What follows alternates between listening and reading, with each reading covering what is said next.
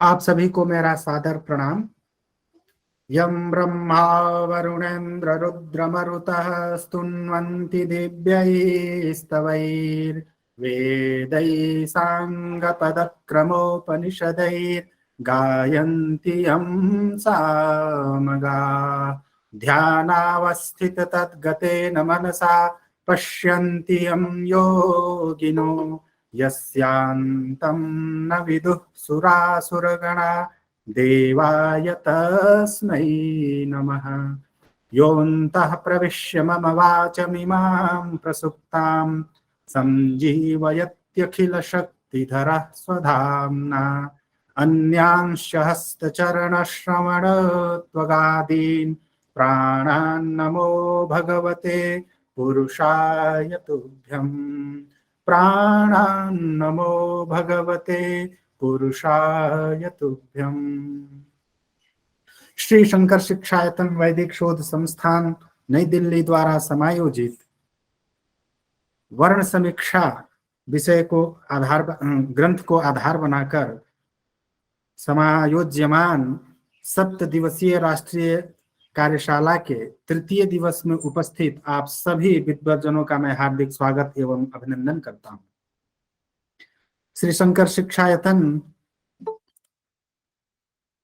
वर्ण समीक्षा ग्रंथ को आधार बनाकर 7 दिवसीय कार्यशाला का आयोजन कर रहा है और आप सभी जो भी विद्वद्गण पिछले 2 दिन से हमारे साथ जुड़ रहे हैं, तो आपके समक्ष आज तृतीय दिवस के हमारे आदरणीय वक्ता जो कि कामेश्वर सिंह दरभंगा संस्कृत विश्वविद्यालय के व्याकरण विभाग के आचार्य हैं, डॉक्टर यदुवीर स्वरूप शास्त्री जी, आप हमारे निवेदन को स्वीकार कर आज इस कार्यशाला के तृतीय दिवस अपने निर्धारित विषय पर व्याख्यान देने के लिए उपस्थित है। मैं आपका हार्दिक स्वागत एवं अभिनंदन करता हूं। आज का यह कार्यक्रम संस्कृत एवं प्राच्य विद्या अध्ययन संस्थान जवाहरलाल नेहरू विश्वविद्यालय नई दिल्ली के आचार्य डॉक्टर प्रमोद कुमार शर्मा सर की अध्यक्षता में यह कार्यक्रम आज का यह सत्र समायोजित होने जा रहा है। तो मैं आदरणीय सर का हार्दिक स्वागत एवं अभिनंदन करता हूं। इस कार्यक्रम में शंकर शिक्षायतन वैदिक शोध संस्थान के समन्वयक एवं संस्कृत एवं प्राच्य विद्या अध्ययन संस्थान जवाहरलाल नेहरू विश्वविद्यालय के आचार्य आदरणीय गुरुवर प्रोफेसर संतोष कुमार शुक्ल सर भी उपस्थित है। मैं सर का भी हार्दिक स्वागत एवं अभिनंदन करता हूं। हमारे संस्थान के प्रबंध न्यासी आदरणीय रेणुका मैम है, मैं मैम का भी हार्दिक स्वागत एवं अभिनंदन करता हूं। और आज इस कार्यक्रम में जो भी महनीय विद्वद्गण, जो भी शोध छात्र छात्राएं उपस्थित हैं, आप सभी का मैं हार्दिक स्वागत एवं अभिनंदन करता हूं। आप सभी पिछले 2 दिन से जिस वर्ण समीक्षा ग्रंथ को पर मंथन चल रहा है, आप सब उसके सहभागी हैं। और आज बहुत ही महत्वपूर्ण विषय, जो कि प्रथम दिवस जो चर्चा कुछ हुई थी, तो उसी चर्चा को आगे आज बढ़ाएंगे हमारे आज के आदरणीय वक्ता डॉक्टर यदुवीर स्वरूप शास्त्री जी। आप व्याकरण के उद्भट विद्वान हैं और आपका व्याख्यान हम पिछले महीने के मास्टर गोष्ठी में भी सुन चुके हैं। तो आज आप हमारे निमंत्रण को स्वीकार कर उपस्थित हुए हैं, तो मैं आपसे प्रार्थना करता हूं कि आज का जो निर्धारित विषय है उस विषय पर हम सभी का आप मार्गदर्शन करें। आपका बहुत बहुत आभार और आप अपने व्याख्यान से हम सभी को उपकृत करें। आदरणीय यदुवीर जी। नमो नमः। श्रूयते किल? आम् आम् आम् श्रूयते। श्री गुरुभ्यो नमः।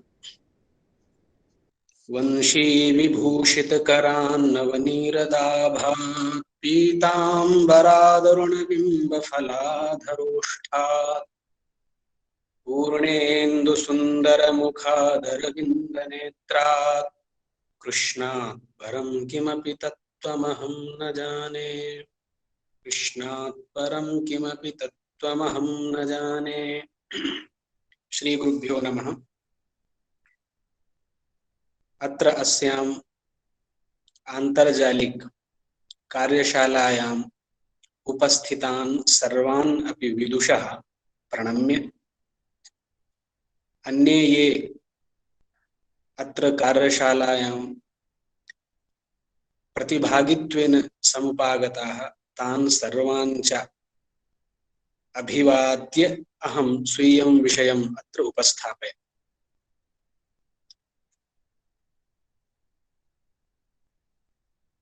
अनन्तरविधिः इति विषयः अस्ति। यः ग्रन्थः अस्ति तस्य ग्रन्थस्य 88तमं पृष्ठं भवति, 88 पेज। तत्र अनन्तरविधिः इति अस्ति। विषय अनन्तरविधि है।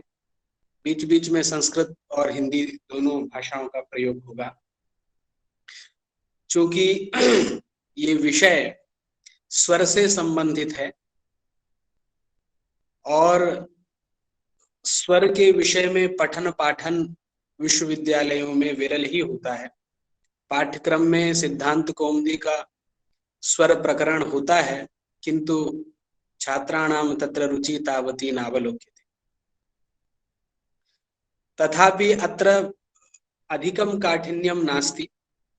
ध्यानेन यदि अस्माभिः बुद्धौ स्थाप्यते चेत् विषयाः, तदानीं सर्वमपि सरलमेव प्रतीयते। तर्हि आरभामहे। तत्र आदौ अनन्तर इतः प्रागपि बहवः विषयाः अस्मिन् ग्रन्थे भवेयुः। अहं तु तान् न जानामि, के विषयाः इतः प्राग् आगताः सन्ति। मन्निकटे PDF अस्ति, किन्तु तत्र अहं न दृष्टवान्, साक्षात् अत्रैव दृष्टवान्। अत्र ग्रन्थकारस्य यः अभिप्रायः अस्ति तम् अभिप्रायं प्रकटयितुं यतते। अनन्तरविधिः कः इति आदौ प्रश्नः उदेति, तो उसका उत्तर स्वयं ग्रंथकार देते हैं। अनंतरयोः स्वरयोः योगाद एकी भावो जायते सो अनंतर विधि। क्या अभिप्राय है इस ग्रंथ का? अनंतरयोः स्वरयोः योगात् यदा एकी भावः भवति तदानीम् अनंतर विधि इत्युच्यते। अनंतर विधि का लक्षण कर दिया। इसका अभिप्राय ये है, अनंतरयोः, अनंतरम नाम किम? हिंदी में यदि इसका हम अनुवाद करते हैं तो प्रसिद्धि होती है बाद में, अनंतरम आगच्छामि माने बाद में आगच्छामि, वो अर्थ यहाँ नहीं। अनंतरम नाम अव्यवहितम इत्यर्थः। अनंतरयोः अव्यवहितयोः नाम व्यवधान रहितयोः इत्यर्थः। अनंतरयोः नाम अव्यवहितयोः व्यवधान रहितयोः द्वयोः स्वरयोः इत्यर्थः। संबंधात् योगः नाम अत्र संबंधः। तो संबंध दो वर्णों में कौन हो सकता है? स्वरयोः योगात्, योगा नाम संबंधः।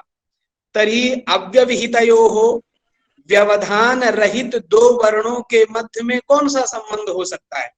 स्वावधिक पूर्वत्व संबंध होगा या स्वावधिक उत्तरत्व संबंध होगा। यही दोनों में संबंध बनेगा, इससे अतिरिक्त कोई संबंध बनेगा नहीं।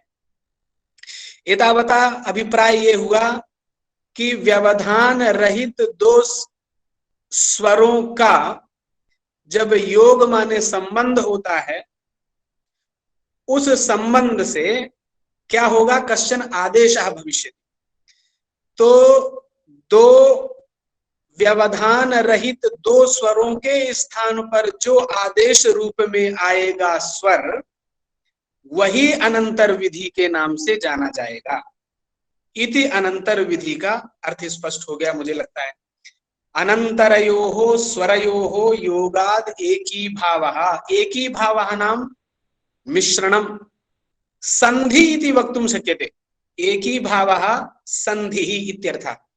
यथा उदाहरण रूपेण सुधि उपास्यः इति उदाहरणम् अस्माभिः पठ्यते।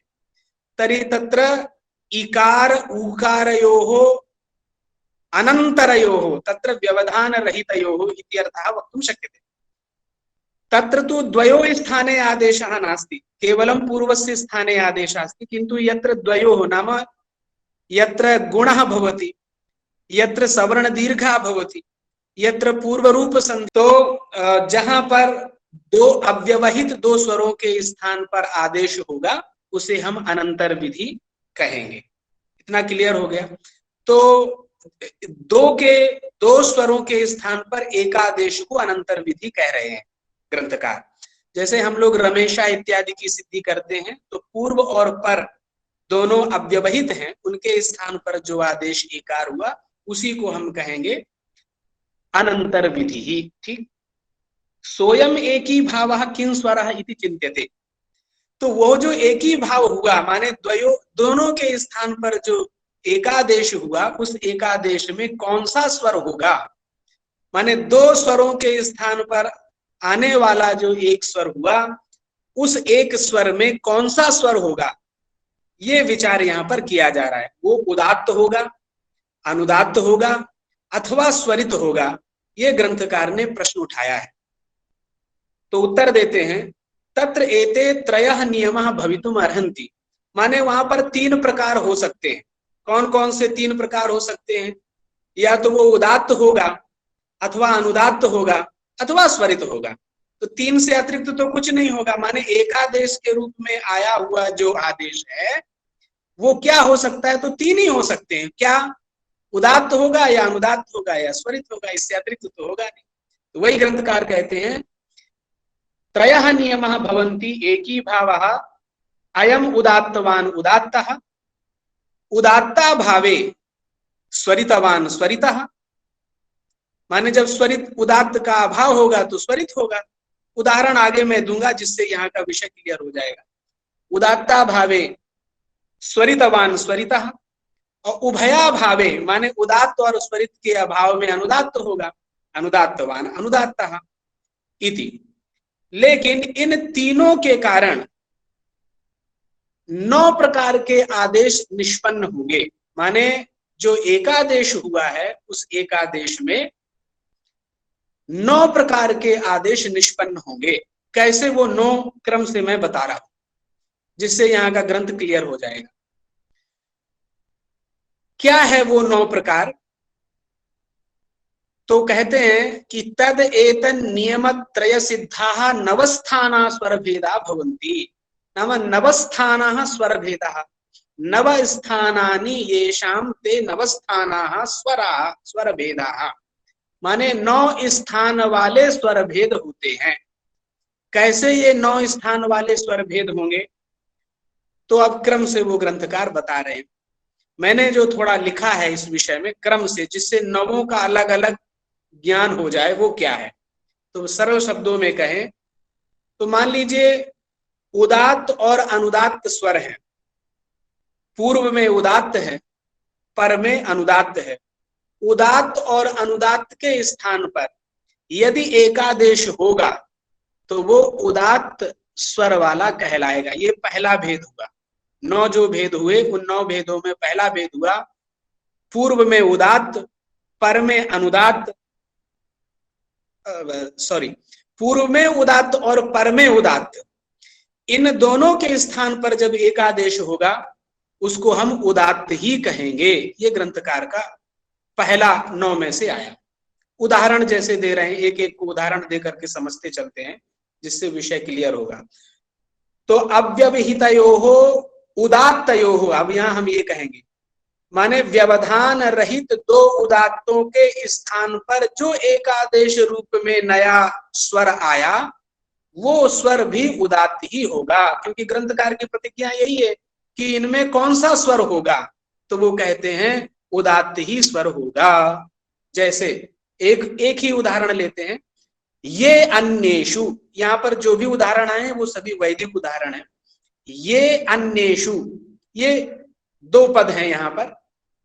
तो ये में यकार उत्तरवर्ती जो एकार है और अन्येषु में जो अकार है, ये दोनों उदात्त हैं। अब थोड़ा हम पीछे जाएंगे, व्याकरण शास्त्र में जाएंगे, क्योंकि ग्रंथकार ने यहाँ पर ये नहीं कहा है कि कैसे उदात्त है कैसे नहीं है। माने ये में यकारोत्तरवर्ती जो एकार है वो उदात्त ही है, इत्यत्र किम प्रमाणम। अन्येषु में जो अकार है वो भी उदात्त है, इत्यत्र किम प्रमाणम। अभी हमने मान लिया कि ये दोनों उदात्त हैं, पूर्व में भी उदात्त है, पर में भी उदात्त है। इन दोनों के स्थान पर होता क्या है, एंगा पदांतादति सूत्र से पूर्व रूप संधि होती है। तो जो ये पूर्व रूप संधि है, ये दो के स्थान पर माने पूर्व और पर के स्थान पर एकादेश पूर्व रूप होता है। इसलिए यहां हम ये कह सकते हैं कि ये अन्येषु में जो पूर्व में विद्यमान एकार, पर में विद्यमान अकार, इन दोनों के स्थान पर पूर्व रूपम पूर्वस्मिन यर रूपम अस्ति, वही रूप होता है। माने नूतनतया, नए रूप से पुनः एकार आगच्छति, जिससे रूप बनता है येनेषु। ध्यान दीजिए, यहां पर अवग्रह नहीं लगा है इस ग्रंथ में। कोई कोई पूर्व रूप संधि करते हैं तो वो अवग्रह लगा देते हैं। अवग्रह उसका नाम है जो एस की तरह दिखाई देता है। यहां नहीं लगा है, इसलिए नहीं लगा है क्योंकि वो अनिवार्य नहीं है। अवग्रह लगाना कोई अनिवार्य नहीं है। ये उत्तरवर्ती लोगों ने लिपियों में छात्रों को समझाने के लिए उसकी कल्पना की है। पूर्व में इस प्रकार से अवग्रह की व्यवस्था नहीं थी, इसलिए प्राचीन ग्रंथों में इसका कोई प्रावधान नहीं है। करें तो भी कोई दिक्कत नहीं है, ना करें तो भी कोई दिक्कत नहीं है। बोध तो वहां पूर्व रूप का ही होगा। इति आगतम। अब ये में जो एकार है वो उदात्त कैसे है, इस पे थोड़ा विचार करेंगे। तो यहाँ पर यत शब्द से प्रथमा विभक्ति बहुवचन में जश प्रत्यय होता है। तो जश प्रत्यय के स्थान पर शी आदेश होता है। अब जो शी आदेश हुआ वो किसके स्थान पर है, जस के स्थान पर है। तो जस जो चूंकि सुप है, तो सुप जो होते हैं अनुदात्त सुप पितौ से वो अनुदात्त होते हैं। पाणिनि का सूत्र है अनुदात्त सुप पितौ। सुप प्रत्यय अनुदात्त स्वर विशिष्ट होते हैं, इसलिए जस में जो आकार है वो अनुदात्त स्वर वाला है। और जो यत में आकार है, चूंकि प्रातिपदिक यत था, इसलिए प्रातिपदिक यत में विद्यमान जो यकार उत्तरवर्ती आकार है वो उदात्त है। कैसे उदात्त है, फिशोन्तोदात्तः।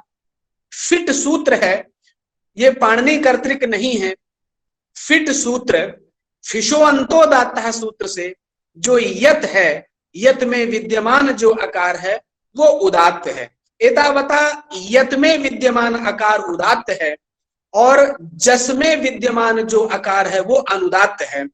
अनुदात्त स्थानीन अनुदात्तस्य स्थाने जसः सी सूत्र से जो सी आदेश हुआ, स्थानीय वृत्ति धर्म आदेश में आ गया, जिससे सी का इकार भी अनुदात्त हो गया। एतावता यत में आकार उदात्त है, शी का इकार अनुदात्त है।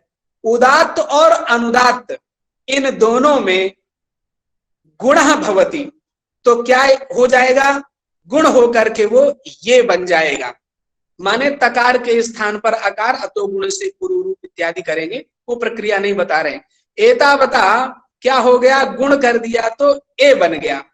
अब देखिए यहाँ पे हुआ क्या था कि पूर्व में विद्यमान उदात्त था, पर में विद्यमान अनुदात्त था। उदात्त और अनुदात्त के स्थान पर गुण होकर के एकार हो गया। अब उसमें क्या होगा, उदात्त होगा या अनुदात्त होगा। तो पाणिनि व्यवस्था करते हैं, क्या होगा, उसी व्यवस्था के अनुसार ग्रंथकार ने भी यहाँ पर व्याख्या की है।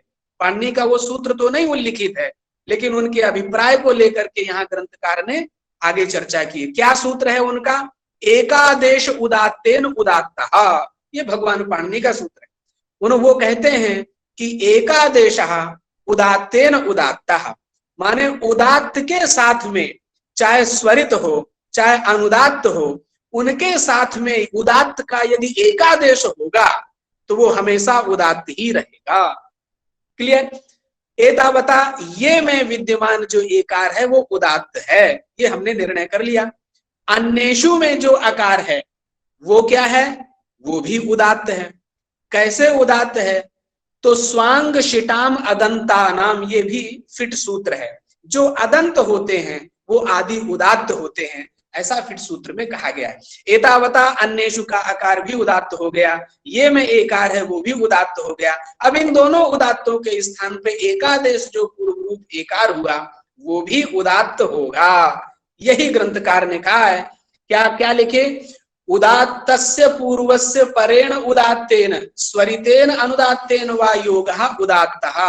माने पूर्व में विद्यमान उदात्त, पर में विद्यमान स्वरित, अनुदात्त अथवा उदात्त, इनके स्थान पर यदि एकादेश होगा तो स्वरित ही होगा, उदात्त ही होगा। तो कहां से यह नियम निकला?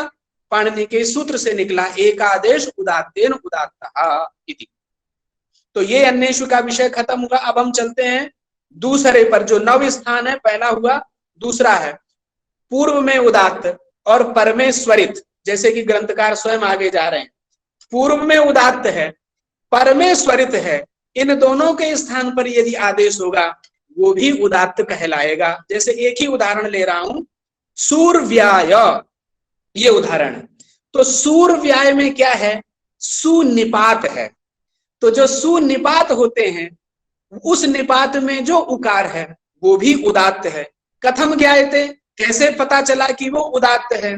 तो वहां पर भी नियम है, निपाता आद्युदात्ता, ये भी फिट सूत्र है। फिट सूत्र से जो निपात होते हैं वो उदात्त होते हैं, ये सुनिपात है, इसलिए इसमें विद्यमान जो उकार है वो भी उदात्त है। अब आते हैं ऊर्व्याय में। ऊर्व्याय में जो उकार है वो भी उदात्त है। एतावता अत्रापि नास्ति उदात्तः नास्ति स्वरितः, स्वरितस्य उदाहरणं दीयते। ऊर्व्याय इत्यत्र यः ऊकारः अस्ति सः स्वरितः अस्ति। तर्हि एतावता उदात्तयोः स्वरितयोः स्थाने अकस्सवर्णे दीर्घा सूत्रेण यदा दीर्घः क्रियते तदानीं सूर्व्याय इति भवति।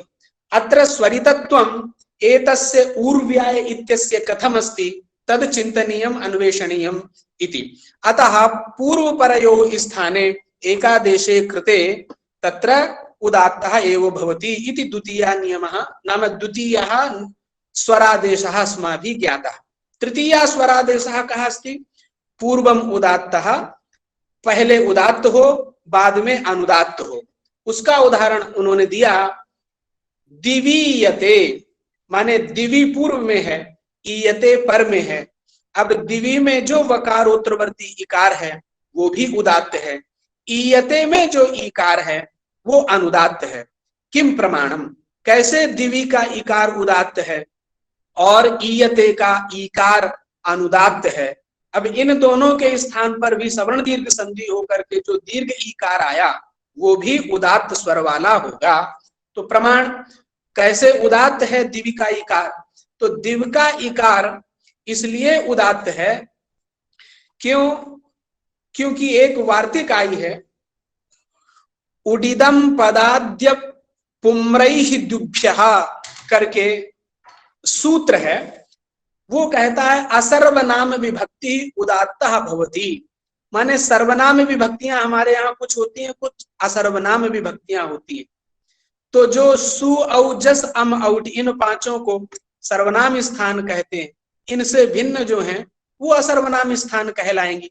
तो दिवी जो रूप है वो वकारांत सप्तमी विभक्ति एक वचन का दिवी रूप है। दिव शब्द का अर्थ आकाश होता है, स्वर होता है, एता दिन भी होता है। तो सप्तमी विभक्ति में वो दिवी बनेगा। तो दिवी में ङी प्रत्यय होता है, वो इकार है, इसलिए वो इकार इससे उदात्त होगा। किससे? उडिदम पदाद्य पुम्रैद्युभ्यः असर्वनाम विभक्ति उदात्तः भवति। इससे वो असर्वनाम विभक्ति है, क्योंकि स्वादि पंच वचनों से ये भिन्न है, इसलिए ये उदात्त है। अब उससे पर में जो ईयते है, ईयते का ईकार अनुदात्त है। कैसे अनुदात्त है? तो सूत्र है तिंगा तिंगा, माने तिंगा तिंगा पाणिनि का सूत्र क्या कहता है कि आतिंगंतात पदात परम अनुदात्तम भवति।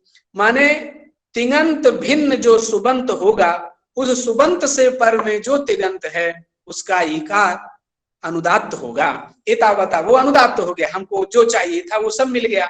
माने दिवी में वकारोत्तरवर्ती ईकार उदात्त हो गया, ईयते का ईकार अनुदात्त हो गया। अब उदात्त और अनुदात्त के स्थान पर जो आदेश हुआ वो आदेश भी उदात्त स्वरवान होगा।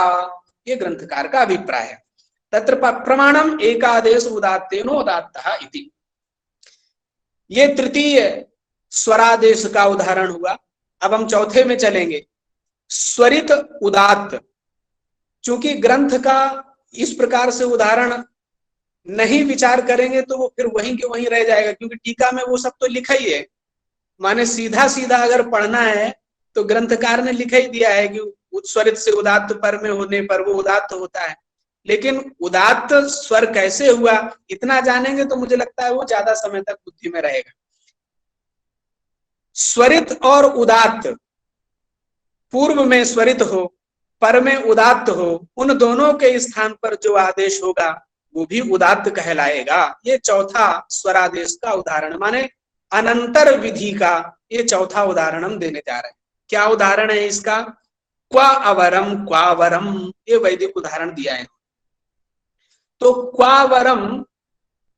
क्वावरम में जो क्वा है, वकारोत्तरवर्ती आकार है, वो स्वरित है, और अवरम का जो आकार है वो उदात्त है। तो स्वरित और उदात्त के स्थान पर आदेश भूत जो दीर्घ आकार है वो भी उदात्त होगा। तरी क्वा में वकारोत्तरवर्ती आकार जो है वो स्वरित है, तदस्माभि कथम निर्णेतुम शक्यते। तो क्वा में वकारोत्तरवर्ती जो आकार है, अब उस स्वरित को जानने के लिए हमें पीछे प्रक्रिया में जाना पड़ेगा। क्वा बनता कैसे है? कुत्र के अर्थ में क्वा का प्रयोग होता है। भवान क्वा गच्छति, माने भवान कुत्र गच्छति, इस अर्थ में क्वा है। क्वा बनता कैसे है? तो किम शब्द से अत प्रत्यय होता है, और अत प्रत्यय के परे रहने पर किम के स्थान पर क्वा आदेश हो जाता है। तो क्वा आदेश जब होता है और अतो गुण से पूर्व रूप करके क्वा यह निष्पन्न होता है, ये अव्यय होता है। अब यहां जो अत हुआ है, माने किम शब्द से किमोत सूत्र से जो अत प्रत्यय हुआ है, उस अत प्रत्यय का जो आकार है वो स्वरित है। कैसे स्वरित है? क्योंकि तित स्वरितम, ये सूत्र है। जो तित होते हैं वो स्वरित स्वर विशिष्ट होते हैं। माने तित का मतलब हो गया तकार है इत जिसमें, माने जिस प्रत्यय में तकार की, प्रत्यय माने यह कोई जो कोई भी हो सकता है, जिसमें तकार की इत संज्ञा होती है उसे तित कहते हैं।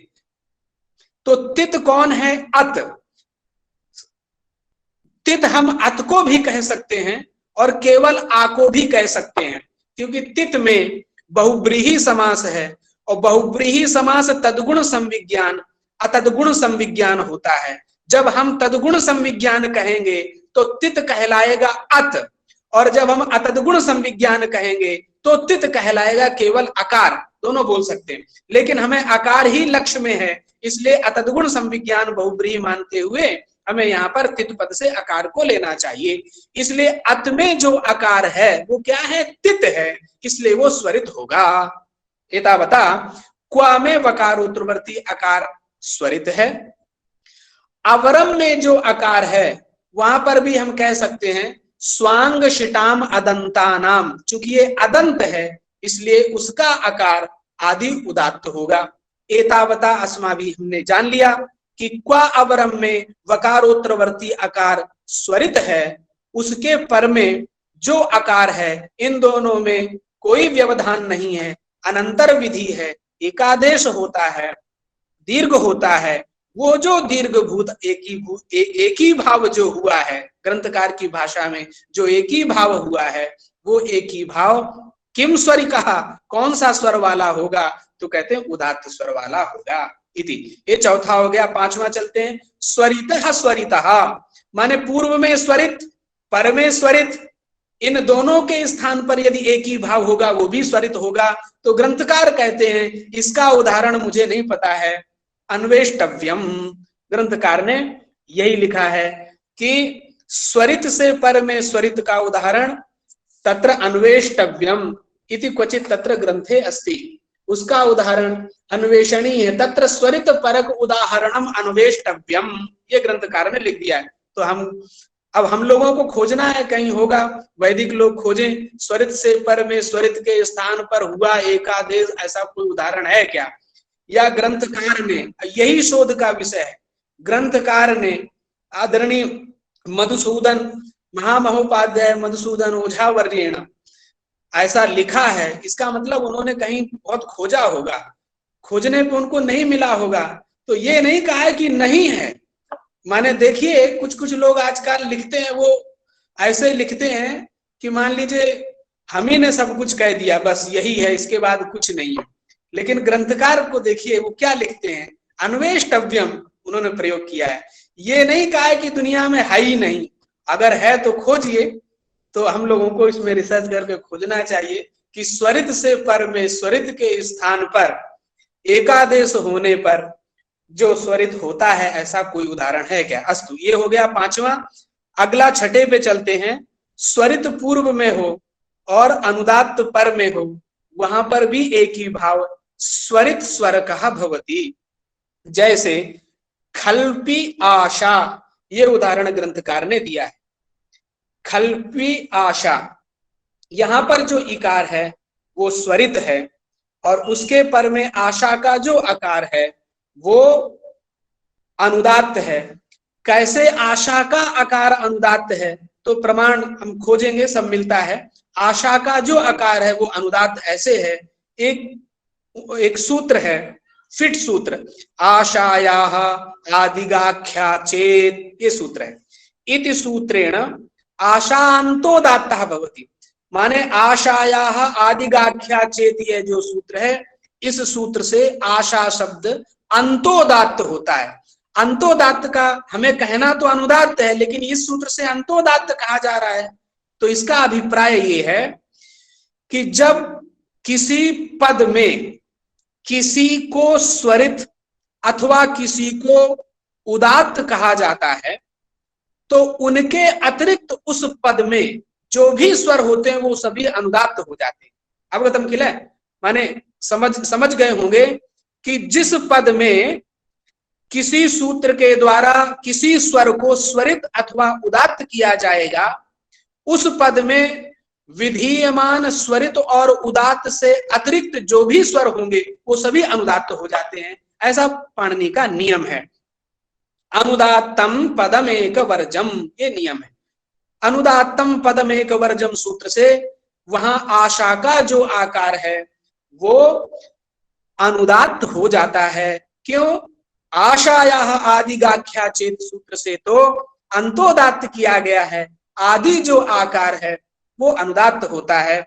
एतावता तत्र खल्वप्याशा यणादेशे कृते सति तत्र खल्वप्याशा इति रूपम भवति। थोड़ा यहाँ पर विचार करने की आवश्यकता है, क्योंकि यहाँ एकादेश नहीं है, यहाँ पर यण संधि हुई है।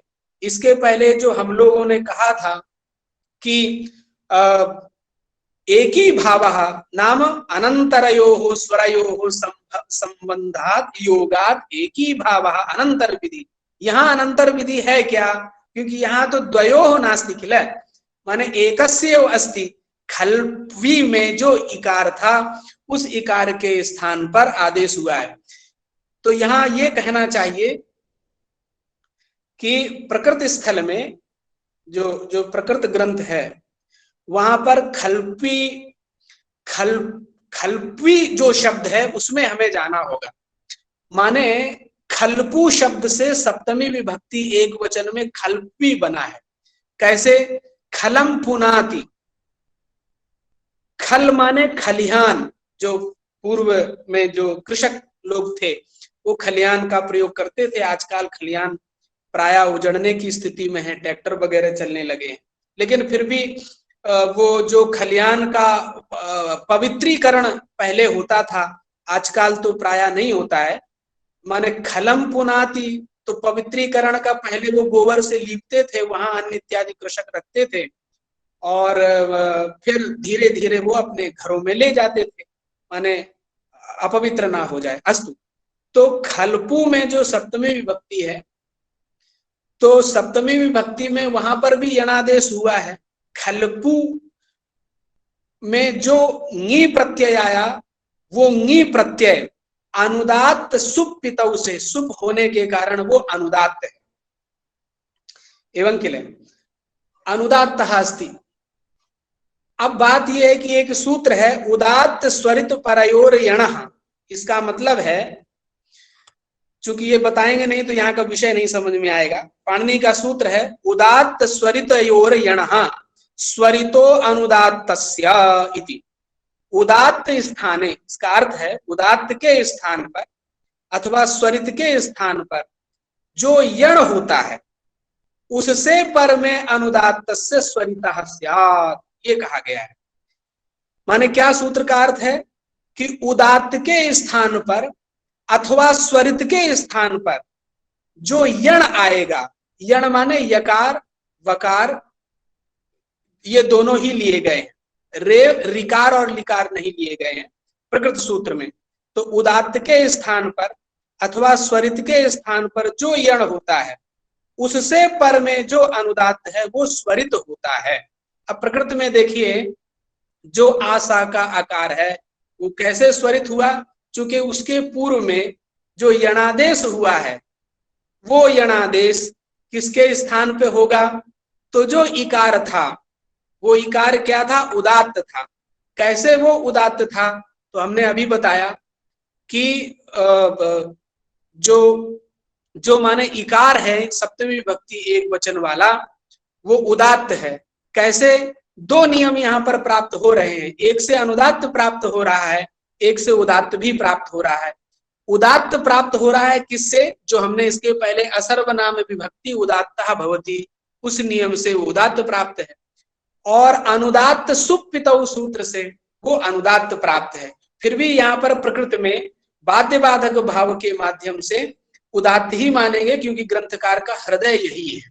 तो उदात्त के स्थान पर यणादेश हुआ, यकार हुआ, उससे पर में जो आशा का आकार है वो क्या होगा, स्वरित होगा। इत्यस्मिन्नेव अर्थे ग्रंथकारस्य अत्र तात्पर्यमस्ति। ठीक है, तो हमने ये 6 जाने। अब हम 7वें की तरफ चलते हैं। अनुदात्त से पर में उदात्त होगा तो भी उदात्त होगा, जैसे वो श्वा। और भी हमें बहुत व्याख्यान करनी है, अगर हर एक में स्वरित स्वर बताएंगे तो बहुत समय लग जाएगा। हालांकि बता सकता हूं यहाँ पर भी, अनुदात्त से पर में यदि उदात्त है उनके स्थान पर एकादेश होगा तो वो भी उदात्त कहलाएगा। जैसे वह अश्वा, वो श्वा, यहाँ पर भी पूर्व रूप है।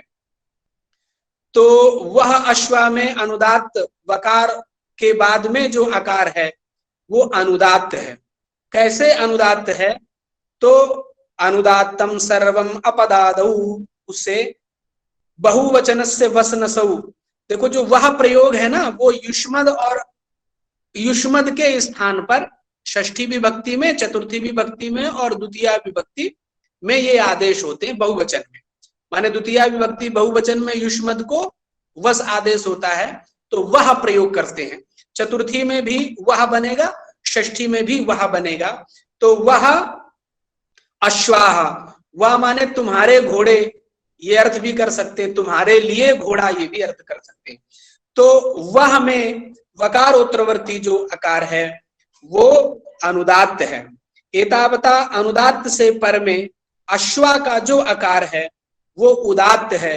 कैसे उदात्त है, क्योंकि अश्व अस धातु से क्वन प्रत्यय करके अश्व बनता है। प्रक्रिया सब लिखी है, उसमें नहीं जाएंगे। एतावता ये जान लेते हैं कि उदात्त और अनुदात्त का योग है। पूर्व में अनुदात्त है, पर में उदात्त है। यहाँ पर एकादेश जो हुआ पूर्व रूप वो भी उदात्त ही होता है। ये हमने 7वां स्वर भेद जाना, स्वरादेश जाना। 8वां है अनुदात्त स्वरितः।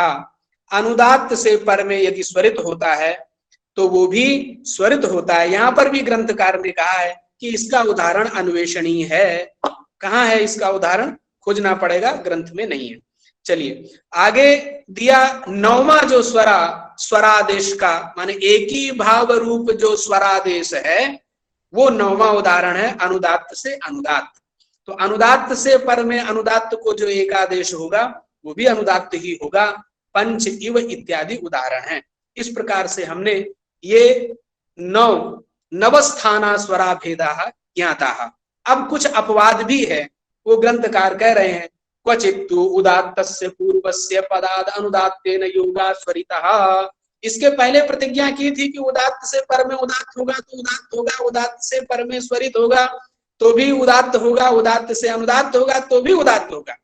माने उदात्त से पर में अनुदात्त होगा तो उदात्त होगा, जिसका उदाहरण हमने दिया था दिवीयते। लेकिन कहीं कहीं पर ऐसा नहीं है, माने उदात्त से पर में अनुदात्त होने पर स्वरित भी होता है। तो ये पाणिनि व्याकरण में सिद्ध है, उसी को मन में रख करके ग्रंथकार ने लिखा है। क्या है उदाहरण? अब ये कहां कहां पर होता है, माने यह जो अपवाद है इसको हम अपवाद ही कहेंगे, क्योंकि सामान्य नियम तो उन्होंने कहा उदात्त से पर में अनुदात्त हो, स्वरित हो, उदात्त हो, सभी उदात्त होते हैं। लेकिन 3 जगहों पर, 3 स्थानों पर उदात्त से पर में अनुदात्त को एक ही भाव होगा, तो वहां एक ही भाव रूप जो स्वर होगा वो स्वर अनुदात्त, वो स्वर स्वरित होगा। ये प्रतिज्ञा वचन है। कहां कहां पर वो 3 स्थान कौन कौन से हैं? तो वो कहते हैं तस्य प्रदेशम आमनंती। तस्य माने स्वरितस्य प्रदेशम आमनंती। कथम भूतस्य स्वरितस्य प्रदेशम, किस प्रकार के स्वरित का?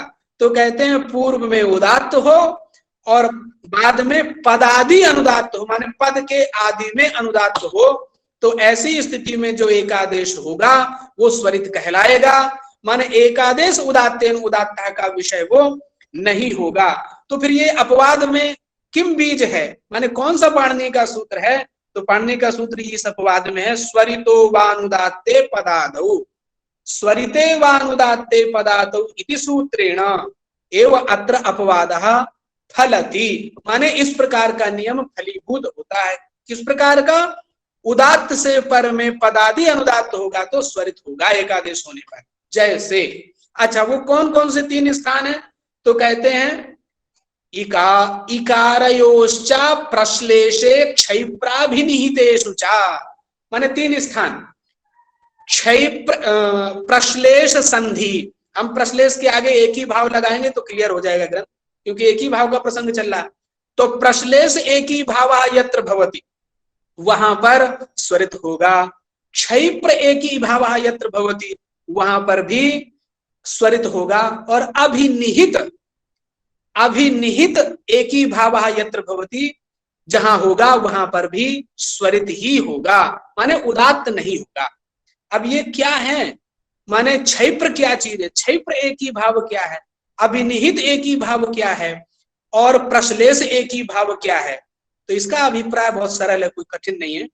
पहले उन्होंने स्वयं ग्रंथकार ने कहा कि इकारयोश्चा प्रश्लेषः, माने ह्रस्व इकारयो, अव्यवहित ह्रस्व इकारों के स्थान पर सवर्ण दीर्घ एकादेश जो होगा उसको प्रश्लेष एक ही भाव कहते हैं। क्लियर? क्या समझ गए? ह्रस्व इकार, दीर्घ नहीं कह रहे हैं, ह्रस्व इकारयो स्थाने यह दीर्घा इकारः तस्य कृते व्यवहारः, पारिभाषिक शब्द है ये, तस्य कृते, उसके लिए व्यवहार प्रश्लेष किया गया है। तो ऐसे प्रश्लेष स्थल में उदात्त पूर्वक अनुदात्त पदादि होने पर वो स्वरित होगा। उदाहरण देंगे वो। और क्षैप्र क्या होता है? क्षैप्र एक ही भाव उसको कहते हैं जो यण संधि के रूप में होता है। माने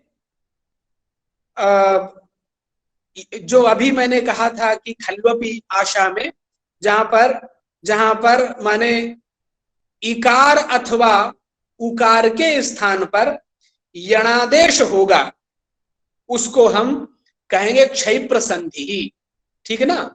माने यणादेश रूप, यण आदेश के रूप में जो आएगा उसको हम कहेंगे क्षैप्र संधि अथवा क्षैप्र एक ही भाव।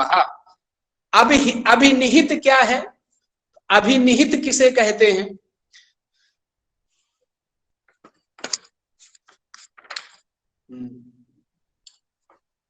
अभिनिहित उसे कहते हैं जहां पर एंगा पदांतादति सूत्र से पूर्व रूप होकर के जो स्वर आएगा उसको हम अभिनिहित कहेंगे। क्लियर? माने तीन चीजें आई, तीन चीजों में प्रश्लेष वो होगा जहां पर दोनों इकारों के माने अब व्यवधान रहित हर्ष इकार के स्थान पर एक आदेश होगा वो प्रश्लेष कहलाएगा, क्षयप्र वो कहलाएगा जहां यण होगा, और अभिनिहित वो कहलाएगा जहां पर एंगा पदांतादति से पूर्व होगा। वही क्रम से उदाहरण दे रहे हैं। जैसे सबसे पहले वो प्रश्लेष का उदाहरण दिए, वी इदम, तो वी में इकार उदात्त है और इदम का इकार अनुदात्त है।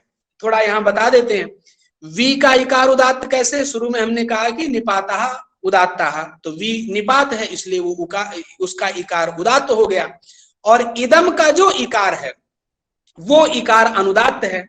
कैसे अनुदात्त हुआ? तो इदम शब्द जो है फिट स्वर से अंतोदात्त होता है। तो अभी हमने कहा अंतोदात्त जो होते हैं अनुदात्तम पदम एक वर्जम से वो आदि अनुदात्त हो गया। इस नियम से इदम का इकार अनुदात्त हो गया। तो अनुदात्त के परे रहने पर पूर्व नियम के अनुसार जो सामान्य किया गया था, उदात्त से अनुदात्त होगा तो स्वरित होगा, सह नियम अत्र न भवति, वह नियम नहीं होगा। वी इदम वीदम, अब वीदम में जो दीर्घ इकार है वो स्वरित धर्म विशिष्ट ही होगा, उदात्त नहीं होगा।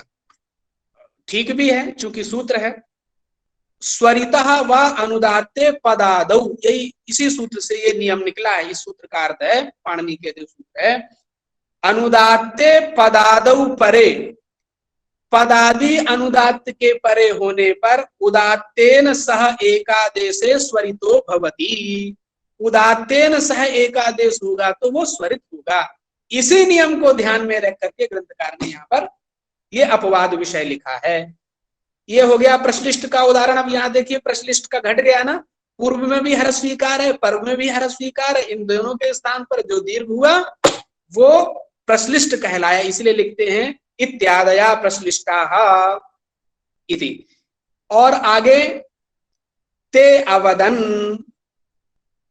अच्छा क्षैप्राः, क्षैप्रा का उदाहरण, हाँ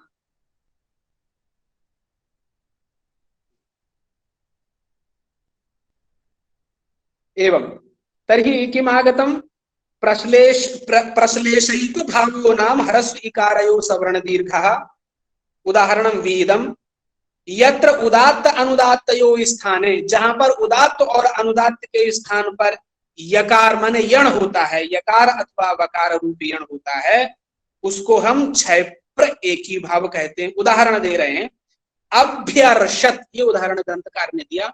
अभि अर्षत, अभी निपात है इसलिए उसका भी इकार उदात्त होगा।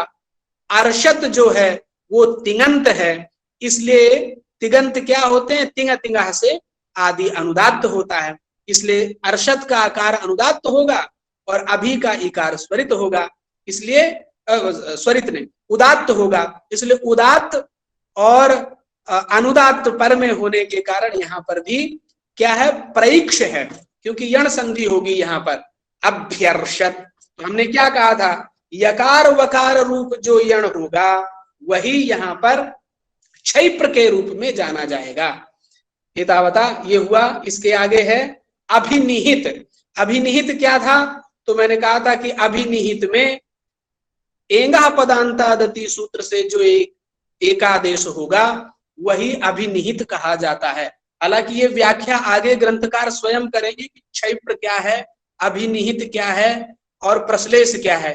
तथापि ये जो मैंने व्याख्या बताई है वो सिद्धांत कौमुदी में स्वर प्रकरण में क्षैप्र की और अभिनिहित की व्याख्या आई है। ते अवदन, ये अभिनिहित का उदाहरण, यहां पर भी वही बात है। ते में जो एकार है वो उदात्त है, अवदन में जो अकार है वो चूंकि तिगंत है, तो तिगंत होने के कारण तिंग तिगा से अनुदात्त होगा। तो यहाँ पर क्या हो रहा है? एंगा पदांतादत से पूर्व रूप हो रहा है, इसलिए अभिनिहित एक ही भाव हुआ। इस अभिनिहित एक ही भाव स्थान पे जो स्वर आया वो स्वर उदात्त नहीं होगा, प्राप्तता उदात्त था, लेकिन अत्र स्वरितः एव भवति इति आगतम्। एतावत् पर्यन्तम् अस्माभिः एतत् सर्वं ज्ञातम्। अग्रे चलामः।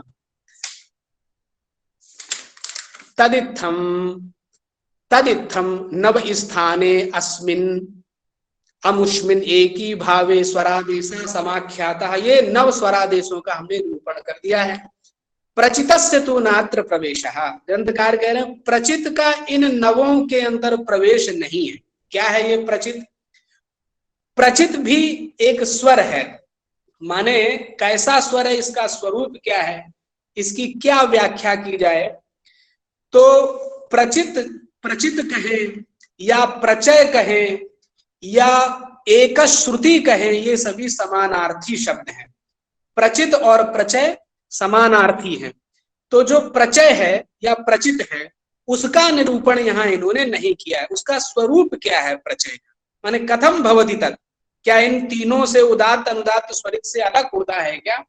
तो कहते हैं जो ऋक् प्रातिशाख्य है, ऋक् प्रातिशाख्य में एक पंक्ति आती है, वहां उन्होंने कहा कि स्वरितात परेशाम अनुदात्तानाम प्रचयः स्वरो भवति। ये ग्रंथकार लिखते हैं, माने स्वरित से पर में जो अनुदात्त होते उन्हीं को प्रचय कहा जाता है।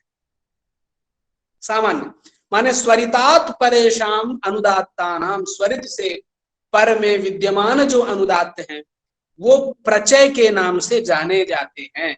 ये ऋक् प्रातिशाख्य का वचन है। तो इस प्रकार का जो प्रचय है या यूं कहें प्रचित है, उसका निरूपण इनमें नहीं किया गया है। प्रचितस्य तु नात्र प्रवेशः, क्यों? वो सांतर विधि है। सांतर विधि का अभिप्राय क्या है? तो उसका अभिप्राय ये है, आगे वो कहते हैं वो नियत स्थान होता है, माने इसका स्थान नियत है। कैसे नियत है? क्योंकि ऋक् प्रातिशाख्य में कह दिया है कि वो स्वरित के बाद में ही आता है। और अभी तक हमने जो निरूपण किया है वहां पर उदात्त के बाद में उदात्त, उदात्त के बाद में स्वरित, उदात्त के बाद में अनुदात्त इत्यादि, अनुदात्त के बाद में उदात्त, अनुदात्त के बाद में स्वरित, अनुदात्त के बाद में अनुदात्त इत्यादि प्रकार, स्वरित के बाद में उदात्त, स्वरित के बाद में स्वरित, ऐसा निरूपण हम लोगों ने किया है। अब यहां जो कह रहे हैं प्रचितस्य तु नियत स्थानस्य उदात्त स्वरित परकत्व असंभवात्, लिख रहे हैं माने प्रचय से पर में ना उदात्त मिलेगा ना स्वरित मिलेगा, असंभव है, इसलिए हमने उसका यहाँ पर निरूपण नहीं किया है। माने क्या हुआ कि स्वरित से पर में जो प्रचय, स्वरित से पर में जो अनुदात्त है वो प्रचय है। अब ग्रंथकार कहते हैं कि उदात्त स्वरित परकत्व असंभवात्, माने प्रचय जो है के पर में ना उदात्त मिलेगा ना स्वरित मिलेगा कभी भी। और हम जो एक ही भाव कर रहे थे वो पर की बात कर रहे थे, माने उदात्त से पर में स्वरित हो अथवा उदात्त हो। लेकिन जब प्रचय हो जाएगा, माने अनुदात्त को प्रचय हो जाएगा, प्रचय के बाद में स्वरित और उदात्त जब मिलेंगे तभी तो हम यहाँ 10वां स्वर भेद कह सकते थे, लेकिन मिलता ही नहीं है, इसलिए तस्यत्र निरूपणम न कृतम। कुछ लोगों ने उदाहरण दिया है तत्व आचार्येण खंडितम, यत्तु वाजिनो वाजितो अध्वनः इति उदात्त परम प्रचिति पूर्वम केचिद उदाहरन्ति तद असत् तन्न समीचीनम न लभ्यते एव। अब ये किसने व्याख्या ऐसी की है? रिसर्च करता कोई हो तो इस पे रिसर्च करे, ये कहाँ का ग्रंथ है, किसके ग्रंथ को ग्रंथकार कह रहे हैं तद असत् कस्य अत्रिदम मदम अस्ति इति वयम न जानीमहे। बहुत कुछ पढ़ना पड़ेगा तब मिलेगा कि यह वचन किसका है। एतावता अस्माभिदं ज्ञातम् अग्रे किंचिदितो विचलामः अथातः स्वरित भेदा निरूप्यन्ते। अब स्वरित के भेदों का निरूपण कर रहे हैं। यहाँ का जो पैराग्राफ है बड़ा अच्छा है। अथ आतः स्वरित भेदा निरूप्यन्ते यद्यपि उच्च नीच विशेषाभ्याम द्वावेव स्वरार्थ भे स्वरौ अर्थतः सिद्धौ भवतः। कह रहे हैं कि वास्तव में उच्च और नीच भेद से, यहाँ उच्च नीच वो लोक में प्रसिद्ध उच्च नीच नहीं लेना है, अरे राम राम, उच्च नीच विशेषाभ्याम द्वावेव स्वरौ अर्थतः सिद्धौ भवतः अत्र भिन्नमेव नाम वायु संयोगेन ध्वनि विशेषः उच्च और नीच पदेन अत्र ग्राह्यः। तथापि अच्छा थोड़ा विचार कर लेते हैं क्या है उच्च नीच। जो स्वरित होता है, स्वरित में उदात्त और अनुदात्त का समावेश होता है। तो उदात्त और अनुदात्त का जब समावेश होता है तो स्वरित का स्वरितत्वेन उच्चारण तु न भवति, माने स्वरित का स्वरित के रूप में उच्चारण नहीं होता है। स्वरित का जो उच्चारण होगा वो उदात्त रूप में होगा अथवा अनुदात्त रूप में होगा। अब स्वरित में जो उदात्त है वो उसके बारे में वो कह रहे हैं कि द्वाएव तथापि तयोर एकत्र सहसम प्रयोगे एकस्मिन् एव सहसम प्रयोगे अनुदात्त बलेन उदात्तस्य अंशतः न्यग भावात्। ये जो न्यग भाव है, न्यग भाव माने नीचीकरणम, तो स्वरित में उदात्त और अनुदात्त उभय धर्म रहते हैं। अच्छा, थोड़ा इसको और क्लियर कर देते हैं, क्योंकि ये विषय जल्दी से सबको नहीं आता, हालांकि ग्रंथकार लिख रहे हैं।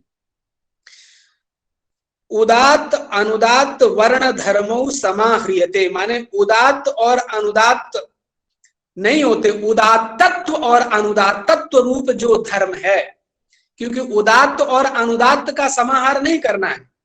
उदात्त में विद्यमान जो उदात्तत्व है, अनुदात्तत्व है, उसका समाहार जब होता है तब स्वरित होता है। अब उस स्वरित में उदात्त और अनुदात्त में कदाचित उच्ची भाव होता है, कदाचित नीच भाव होता है, माने उच्चारण प्रकर्ष।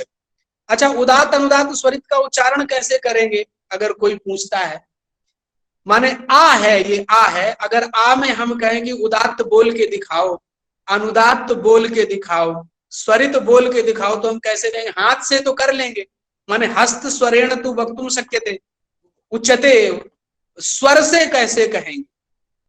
तो ऋक् प्रातिशाख्य में ही वर्णन उसका आया है कि माने जो उदात्त होता है, उदात्त स्वर जो होता है, मान लीजिए अकार उदात्त है, ह्रस्वकारः उदात्त। अब इस उदात्त का हमें स्वर से उच्चारण करना है, तो अकार का उच्चारण स्थान कंठ है। अब कंठ का भी एक भाग है, उस कंठ के ऊपरी भाग, माने कंठ का जो हिस्सा है, मान लीजिए एतावान हिस्सा अस्ति अस्माकं कंठे, उस कंठ का जो उपरतन अवयव भाग है, उस उपरतन अवयव भाग में वायु का अधिक संयोग होना ही उदात्त है।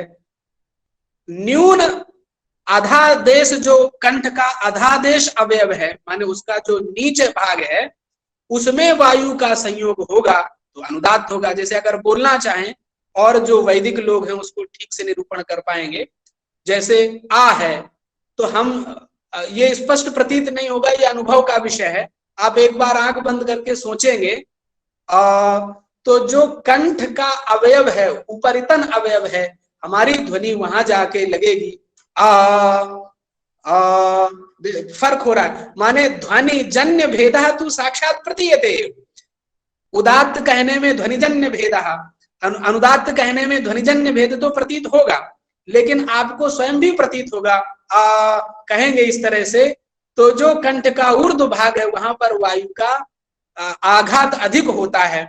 इसलिए इस प्रकार में माने ध्वनिकृत भेद से ही उदात्त और अनुदात्त को जान सकते हैं। स्वरित का पृथक उच्चारण है नहीं, वो कभी उदात्त होता है, कभी अनुदात्त होता है। अस्तु, तो उदात्त बलेन च अनुदात्त अंशतः उदग् भावाद उभय साम्येन मध्यवसनः स्वरित नाम स्वरः पृथक् श्रुतिरेव प्रतिपाद्यते इत्युक्तम्। अस्तु, कियान भागः उदात्तः कियान भागः अनुदात्तः, बहुत अच्छा ग्रंथकार ने लिखा।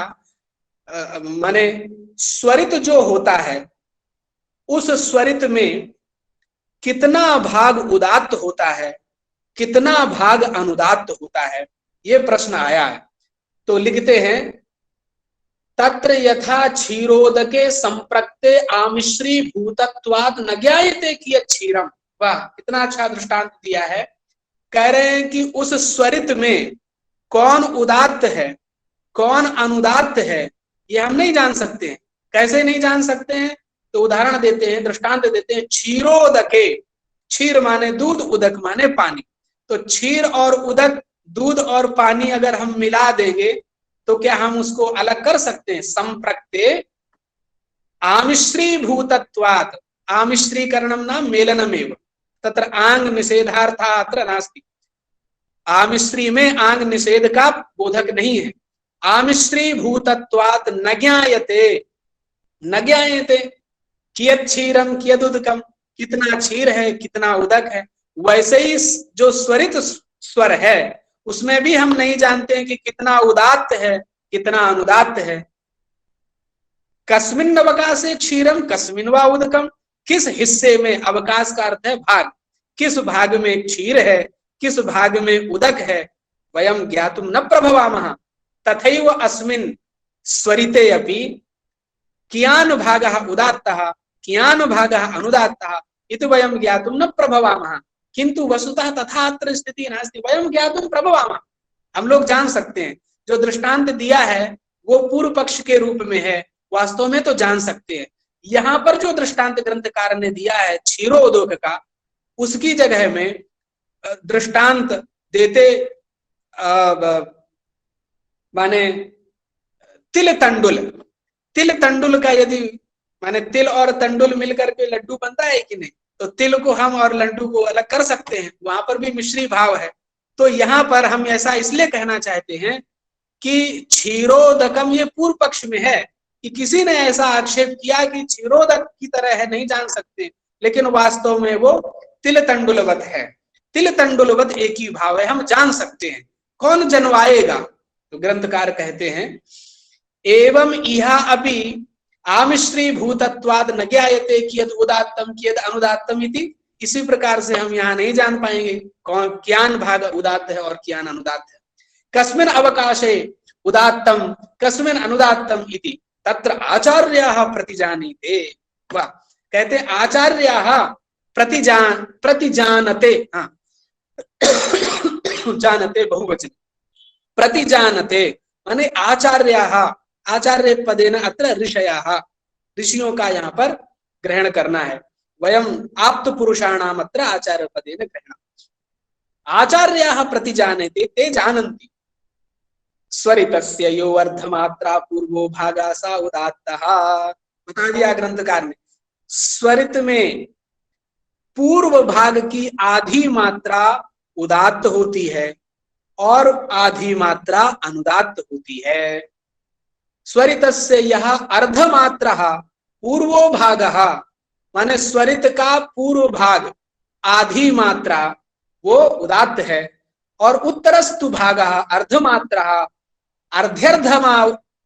अर्ध्यर्धमात्रो वा अनुदात्तः। देखो इन्होंने दो बात लिखी है, उत्तरस्तु भागः अर्धमात्रः, एक तो ये लिख दिया, और दूसरा कहते हैं विकल्प से अध्यर्धमात्रो वा अनुदात्तः। माने इन्होंने दो पक्ष रखे हैं यहाँ पर। ये दो पक्ष जो रखे हैं ये वैयाकरणों के यहाँ अत्यंत प्रसिद्ध है। इससे प्रतीत होता है कि व्याकरण शास्त्र को एकदम पी करके ग्रंथकार ने ये ग्रंथ लिखा है। क्या है विषय? जब हम लोग व्याकरण में तस्यादित उदात्तम अर्ध ह्रस्वम सूत्र पढ़ते हैं तो वहां पर भी यही प्रश्न आया कि भाई स्वरित में कितना उदात्त है कितना अनुदात्त है। तो तस्यादित उदात्तम अर्ध ह्रस्वम सूत्र निर्णय करता है। क्या कहता है? तस्य माने स्वरितस्य, आदितः, आदि शब्द से जो तसिल प्रत्यय है वो सप्तमी के अर्थ में है, तो जिसका आदितः का अर्थ होगा पूर्व भागे माने आदि भागे, है ना। तो तस्य स्वरितस्य माने उस स्वरित के, जो स्वरित है उस स्वरित के आदि भागे माने प्रथम जो भाग है, किम भवति तस्यादितः उदात्तम अर्धह्रस्वम। इसकी व्याख्या करने के लिए भी इतना एक ही घंटा चाहिए, तभी जो है वो क्लियर होगा। फिर भी सारांश में मैं बता देता हूं। इसमें उदात्तम अर्धह्रस्वम में भट्टोजी दीक्षित के मत में ह्रस्व पद जो है वो अविवक्षित है। जब ह्रस्व पद नहीं रहेगा सूत्र में, अब अविवक्षितम नाम तस्य अर्थः अत्र न स्वीक्रियते इति स्वीक्रियता। माने स्वरितस्य आदितः अर्धम उदात्तम भवति, ये सूत्र का अर्थ निकलेगा जब सूत्र में ह्रस्व पद का हम अर्थ नहीं करेंगे। ये दीक्षित का मत है। क्या समझे? माने स्वरित में आदि जो अर्धम ह्रस्वम उदात्तम, और जो बच गया आधा वो क्या होगा? अनुदात्त होगा। तो हमारे यहाँ एक मात्रा, द्विमात्रा, तीन मात्रा है, माने ह्रस्व दीर्घ प्लुत होते हैं। तो ह्रस्व में एक मात्रा होगी, तो ह्रस्व में आदि जो भाग है अर्धम वो हो जाएगा उदात्त और आधा हो जाएगा अनुदात्त। दीर्घ में जाएंगे तो वहां दो मात्राएं होती है, दीर्घ स्वरित में दो मात्राएं होंगी, तो पूर्व वाला आधा हो जाएगा, माने एक मात्रा हो जाएगी उदात्त और दूसरी बची हुई एक मात्रा हो जाएगी अनुदात्त। प्लुत में जाएंगे तो वहां तीन मात्राएं होती है, पहली वाली 1.5 मात्रा हो जाएगी उदात्त और बची हुई 1.5 मात्रा हो जाएगी अनुदात्त। ये दीक्षित का मत है। क्यों? अगर ह्रस्व को यहां विचार कर लेंगे तो ये अर्थ नहीं निकलेगा, फिर अलग अर्थ निकलेगा। तो जो ह्रस्व को माने तस्य उदात्तम अर्ध ह्रस्वम सूत्र में ह्रस्व की विवक्षा नहीं करते हैं दीक्षित इत्यादि, उनके मत में आधा आधा ही होता है, आधा उदात्त आधा अनुदात्त, चाहे एक मात्रा हो, चाहे द्विमात्रा हो, चाहे त्रिमात्रा हो। अच्छा, उन्होंने क्यों कह दिया ऐसा? पाणिनि ने तो ह्रस्व पद रखा है, फिर भट्टोजी दीक्षित कैसे कह सकते हैं कि आपने ये पद अविवक्षित है, हम इसका अर्थ नहीं जोड़ेंगे? उनके मन में ये था कि ह्रस्व यदि हम रख देंगे तो फिर यह व्यवस्था केवल ह्रस्व में ही हो पाएगी, दीर्घ और प्लुत में नहीं हो पाएगी। ये उनके मन में था दीक्षित के मत में, इसलिए उन्होंने ह्रस्व को हटा दिया। माने ह्रस्वम तस्य आदितः उदात्तम अर्ध ह्रस्वम, माने अर्ध ह्रस्वम में ह्रस्वस्य अर्धम उदात्तम, ऐसा कहना पड़ेगा। तो दीर्घ में क्या कहेंगे? फिर दीर्घ के लिए क्या व्यवस्था करेंगे? इसलिए उन्होंने ह्रस्व को हटा दिया। ये तो दीक्षित की बात हो गई। अब जो ग्रंथकार लिखते हैं केचंतु माने भाग अर्धमात्रा अथवा अध्यर्ध मात्रो व अनुदात्तः, अध्यर्ध मात्रा माने आधे की आधी मात्रा, ये दूसरा मत है। दूसरा मत किसका है? वो नागेश इत्यादि जो हमारे संप्रदाय में है, वो कहते हैं कि पाणिनि ने जो ह्रस्वपद रखा है वो अविवक्षित नहीं है। माने अविवक्षित का अभिप्राय क्या है? अविवक्षित का अभिप्राय ये है कि ह्रस्व की पाणिनि संकेत संबंध से ह्रस्व की जिस अर्थ में शक्ति है उस अर्थ में ह्रस्व की शक्ति नहीं होगी, ये नागेश भट्ट कहते हैं। हालांकि अविवक्षितत्व उनके यहां भी जा रहा है, लेकिन देखिए शास्त्रकारों की चर्चा, दीक्षित ने कहा सर्वथा अविवक्षितम माने तस्य अर्था प्रकृते न गृह्यते इति, लेकिन नागेश कहते हैं कि वहां पर जो ह्रस्व है वो ह्रस्व जो दीक्षित ने अविवक्षित कहा, हम भी मानते हैं अविवक्षित, लेकिन अविवक्षितत्व नाम किम? तो वो कहते हैं कि ह्रस्व की शक्ति भगवान पाणिनि ने जिस अर्थ में कराई है उस अर्थ में ह्रस्व की शक्ति नहीं है। तो फिर किस अर्थ में ह्रस्व की शक्ति होगी? तो भगवान पाणिनि ने तो ह्रस्व की शक्ति एक मात्रा में कराई है, उकालो झस्व दीर्घ प्लुतः, एक मात्रा कालिकः अच ह्रस्वः भवति, द्विमात्रा कालिक अच दीर्घः भवति, त्रिमात्रा कालिक अच स्वरितः भवति प्लुतः भवति, ऐसा उन्होंने कहा। तो ह्रस्व की शक्ति किसमें है? तो वो कहते हैं ह्रस्व की शक्ति जो ह्रस्वत्वेन ह्रस्व में है वो हमारे यहाँ अविवक्षित है। तो फिर कौन सी शक्ति मानेंगे? तो नागेश कहते हैं कि शास्त्रकार सूत्रकार ने जो शक्ति यहाँ पर दी है एक मात्रा कालिक रूप ह्रस्व की शक्ति, वो शक्ति का बोधक ह्रस्व नहीं है। तो किस शक्ति का बोध कराएगा? तो कहते हैं मात्रा मात्र बोधकत्वम ह्रस्वे। वो कहते हैं ह्रस्व शब्द एक मात्रा अर्थ, एक मात्रा रूप जो शक्ति सूत्रकार को अभिमत है वो शक्ति यहाँ पर विवक्षित नहीं है। तो फिर किस शक्ति का बोधक है? तो कहते हैं केवल मात्रा परक, केवल मात्रा परक यहाँ पर ह्रस्व का अर्थ है। अब वो एक मात्रा भी हो सकता है, दो मात्रा, एक मात्रा भी हो सकती है, दो मात्राएं भी हो सकती है, तीन मात्राएं भी हो सकती है। एतावता ह्रस्व का अर्थ नागेश के यहाँ पर मात्रा का बोधक है, दीक्षित के यहाँ पर वो अविवक्षित है। माने यद किंचिदपि अर्थम न प्रतिपादयति किम आगतम एतेन। अब जब दीक्षित के यहाँ अर्थ करेंगे, नागेश के यहाँ पर जब अर्थ करेंगे तो बदल जाएगा। क्या अर्थ निकलेगा? वहां ये निकलेगा कि देखिए ह्रस्व में दीक्षित का और नागेश का मत समान ही हो जाएगा, कोई फर्क नहीं होगा। माने ह्रस्व जो स्वरित होगा उसमें आधी मात्रा उदात्त, आधी मात्रा अनुदात्त होगी। लेकिन दीर्घ में और प्लुत में दोनों का मत भिन्न हो जाएगा। क्यों? क्योंकि दीर्घ में दीक्षित के मत में एक मात्रा उदात्त, एक मात्रा अनुदात्त, लेकिन नागेश के यहाँ ऐसा नहीं होगा। वो वही तो लिखा है इन्होंने, अध्यर्ध माने आधे की आधी। अब चूंकि हरस्व का अन्वय सब जगह होगा ना, इसलिए अर्थ निकलेगा दो मात्राओं में पहले हम आधा करेंगे तो एक बनेगा, उस एक का जो आधा होगा वो उदात्त होगा, परिशिष्ट जो होगा वो अनुदात्त होगा। माने द्विमात्रा कालिक स्वरित में आधी मात्रा उदात्त होगी, डेढ़ मात्रा अनुदात्त होगी। इसी प्रकार से प्लुत में जाएंगे, वहां 3 मात्राएं होती है, तो वहां पर भी आधी मात्रा, उसको आधी मात्रा क्या होगी, आधी मात्रा वहां पर स्वरित होगी, उदात्त होगी, और 2.5 मात्रा वहां पर अनुदात्त होगी।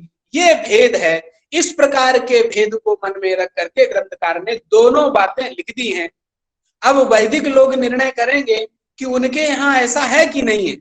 जो वेद पाठी हैं उनके यहाँ क्या व्यवस्था है, वो हमारी जो वैयाकरणों के यहाँ पर 2 प्रकार की जो व्याख्याएं चली, माने अध्यर्ध और अर्ध, आधा ही उदात्त होगा, आधा अनुदात्त, अथवा आधे का जो एक हुआ, एक मात्रा हुई, द्विमात्रा कालिक स्वरित में एक मात्रा काल का आधा, त्रिमात्रा कालिक में भी एक मात्रा को लेकर के उसका आधा, ऐसा जो अर्थ किया गया है, क्या वैदिकों के यहाँ भी वही अर्थ है या नहीं है? वो वैदिकाः प्रष्टव्याः तत्र कथम किमस्ति इति आगतम। अगर इनके हम उदाहरण दें, अब उदाहरण थोड़ा दे लेते हैं, उसके बाद में मुझे लगता है समय भी हो जाएगा, बहुत आगे भी कुछ है उसमें। इसका उदाहरण जान लेंगे तो ज्यादा अच्छा होगा, क्योंकि बहुत अच्छा विषय है ये। तो स्वरित में पूर्व भाग उदात्त है, पर भाग अनुदात्त है, इति निर्णीतम अस्माभिः। ग्रंथकार ने भी निर्णय कर दिया है, वही लिख रहे हैं, यथा ह्रस्वाक्षरे स्वरिते उत्तरो भागः अर्धमात्रो लभ्यते तथा दीर्घे सो अध्यर्ध मात्रा लभ्यते, उभयत्रापि पूर्वस्यार्धमात्रायाः उत्तरतः यावान् अंशः अवशिष्यते सः सर्वो अनुदात्ता गेया इति केचिद् आहु इति केचित् एवं वदन्ति। अच्छा, अब ग्रंथकार अपना हृदय बता रहे हैं। परेतु, ये तो किसी ने अर्थ किया है, जो हम संशय कर रहे थे, मुझे लगता लिख ही दिए। देखिए, परेतु से जब ग्रंथ आरंभ होता है, ये शास्त्रकारों की शैली है, वो अपना मत बताते हैं।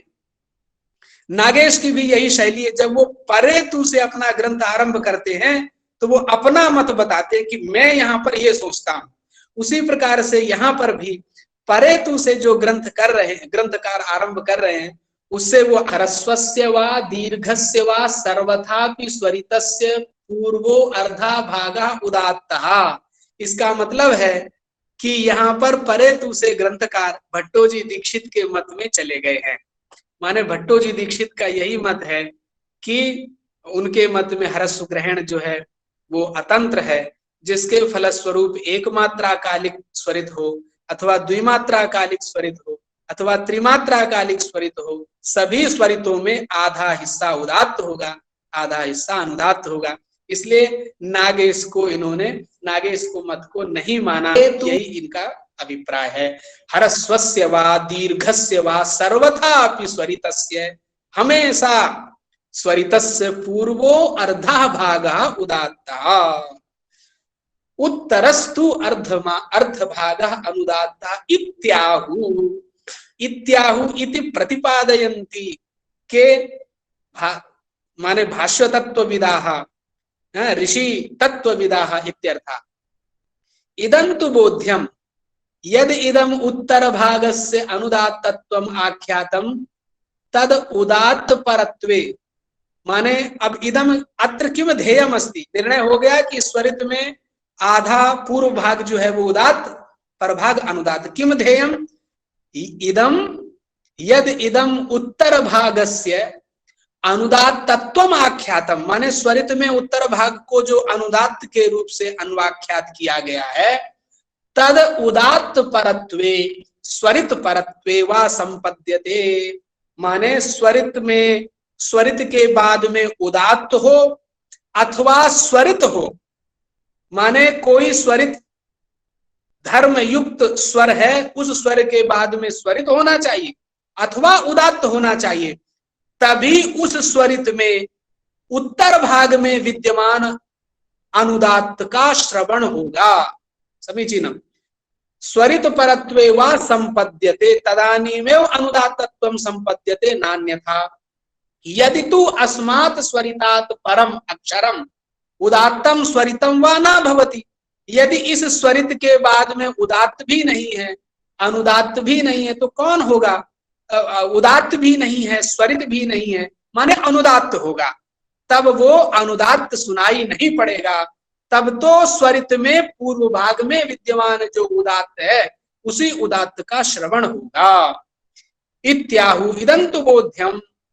एवं यदि इदम उत्तर भागस्य अनुदात्तत्वम आख्यातम तद उदात्त परत्वे स्वरित परत्वे वा संपद्यते। यदि तु अस्मात् स्वरितात् परम अक्षरम उदात्तम स्वरितम वा न स्यात् तदा उत्तर भागस्यापि उदात्तत्वम एव उपलभ्यते। नामा जो स्वरित में उत्तर भाग में अनुदात्त है वो भी स्वरित हो जाता है, वो भी उदात्त हो जाता है, यह ग्रंथकार का अभिप्राय है। न अनुदात्तत्वम इति, वो अनुदात्त नहीं होता है। अनुभव गम्यो अयम अर्थः स्वरित उच्चारण संप्रदाय सिद्धश्च इति दिक्।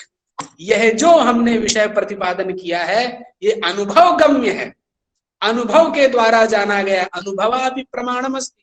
नैयायिका अनुभवस्य प्रमाणस्य अंगीकारं न कुर्वन्ति, किंतु वयम वैयाकरणा अनुभव रूप प्रमाण भी स्वीकार करते।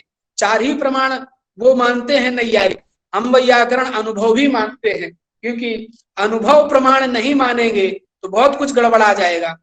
इसलिए यहाँ ग्रंथकार कहते हैं अनुभव गम्य, माने अनुभव प्रमाण गम्य अर्थात अस्माभिः स्वीकृता। अच्छा, एक उदाहरण देते हैं। यदि अनुभव प्रमाण नहीं मानते हैं नैयायिक लोग तो उनके यहाँ क्या दिक्कत आएगी? हम तो मानते हैं। दिक्कत ये आएगी, मान लीजिए सोने का बना हुआ कोई पदार्थ है, कुंडल किरीटी इत्यादि, वो सोने का है या नहीं है हम बता पाएंगे? आप बता पाएंगे? कोई नहीं बता पाएगा। कौन बता पाएगा? जो जौहरी है, जो उस स्वर्णकार है, वो तुरंत देखते ही, माने मशीन की जरूरत नहीं, आजकल मशीनें चल गई हैं। पहले के जमाने में उसने देखा नहीं कि तुरंत बता दिया। तो कैसे बता देता था? क्या प्रत्यक्ष प्रमाण था? तो प्रत्यक्ष तो हमारे लिए भी स्वर्ण था। नहीं, वो अनुभव प्रमाण से बताता था, क्योंकि उसको अनुभव हो गया देखते देखते, इसलिए वो झटित बता सकता है कि ये हाँ वास्तविक है। इसलिए अनुभव प्रमाण भी आवश्यक है। अस्तु, स्वरित उच्चारण संप्रदाय सिद्धश्च, और स्वरित उच्चारण का जो संप्रदाय है, माने वैदिकों के यहाँ पर जो स्वरित उच्चारण के विषय में विशेष सिद्धांत है, उनमें भी यह बात सिद्ध है।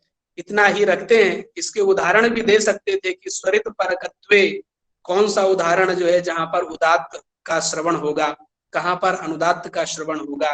जैसे क्वावोश्वा, ये उदात्त परक का उदाहरण है, स्वरित में अनुदात्त का श्रवण होता है।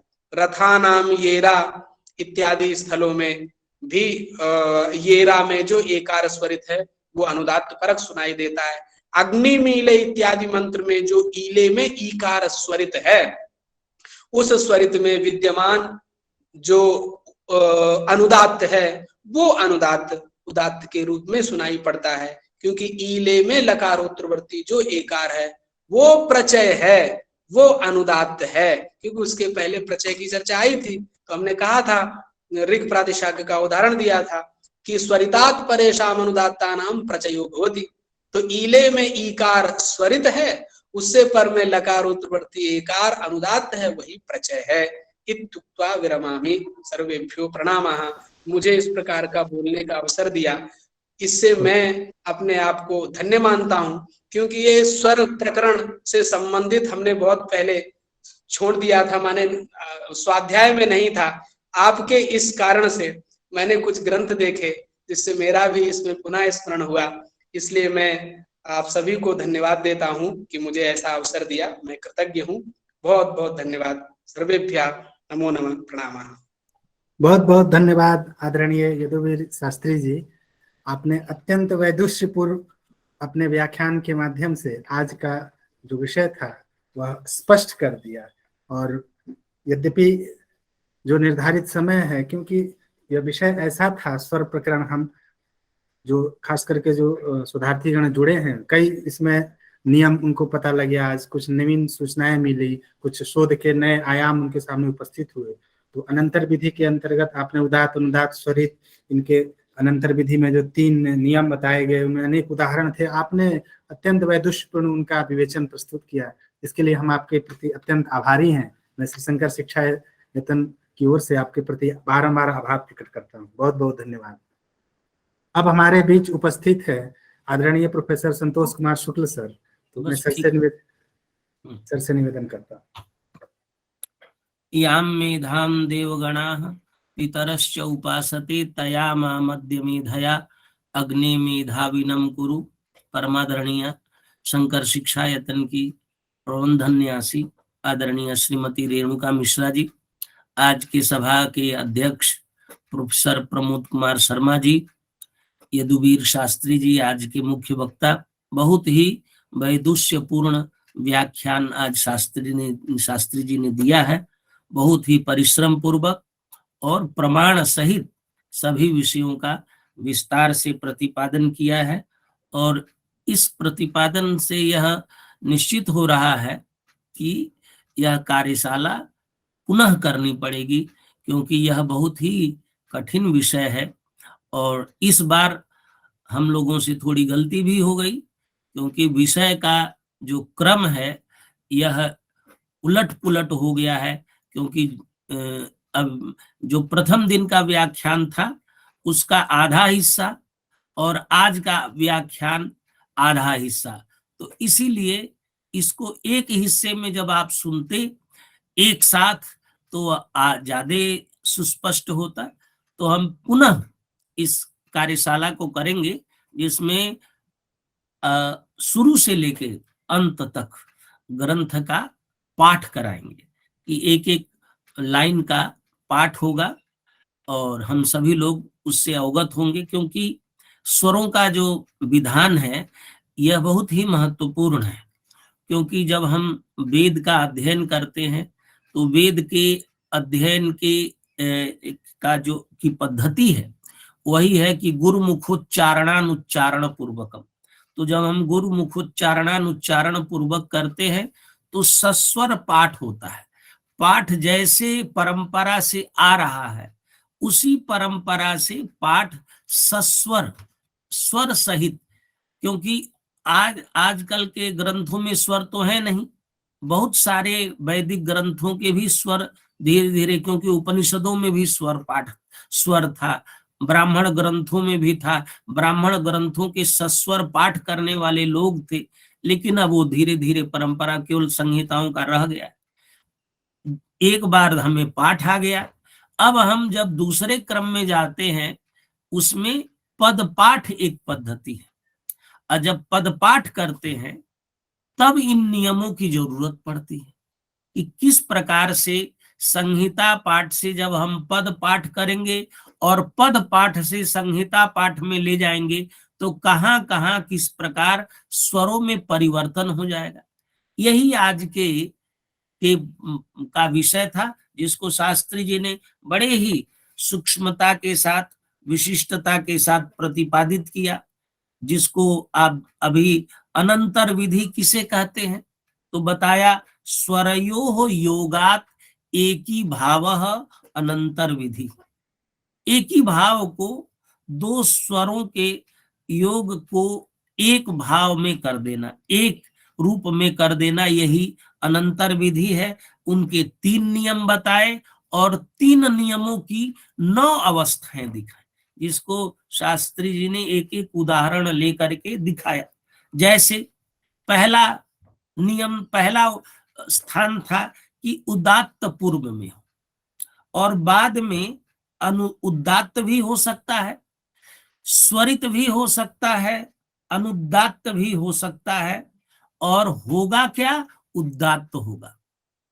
इसी प्रकार से उन्होंने कहा कहीं कहीं ऐसा भी दिखता है कि उदात्त के बाद यदि अनुदात्त है तो उसकी जगह पर स्वरित होता है, ये अपवाद दिखाया।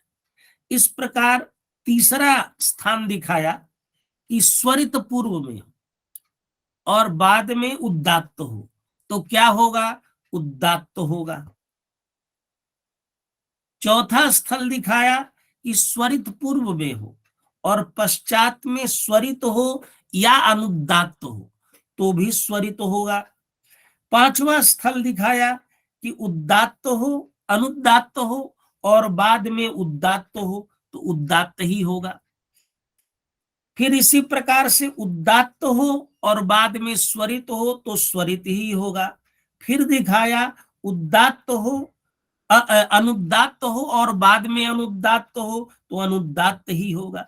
इस प्रकार से 8-9 स्थलों को शास्त्री जी ने, अब ये स्थिति कब बनती है, ये स्थिति बनती है पद पाठ में, और पद पाठ से संहिता पाठ करते हैं, और संहिता पाठ से जब पद पाठ करते हैं तो स्वर, दोनों के स्वरों में अंतर दिखता है। संहिता पाठ में दूसरा स्वर रहेगा और पद पाठ में परिवर्तन हो जाता है, क्योंकि ये हमें रक्षण की ये परंपरा है।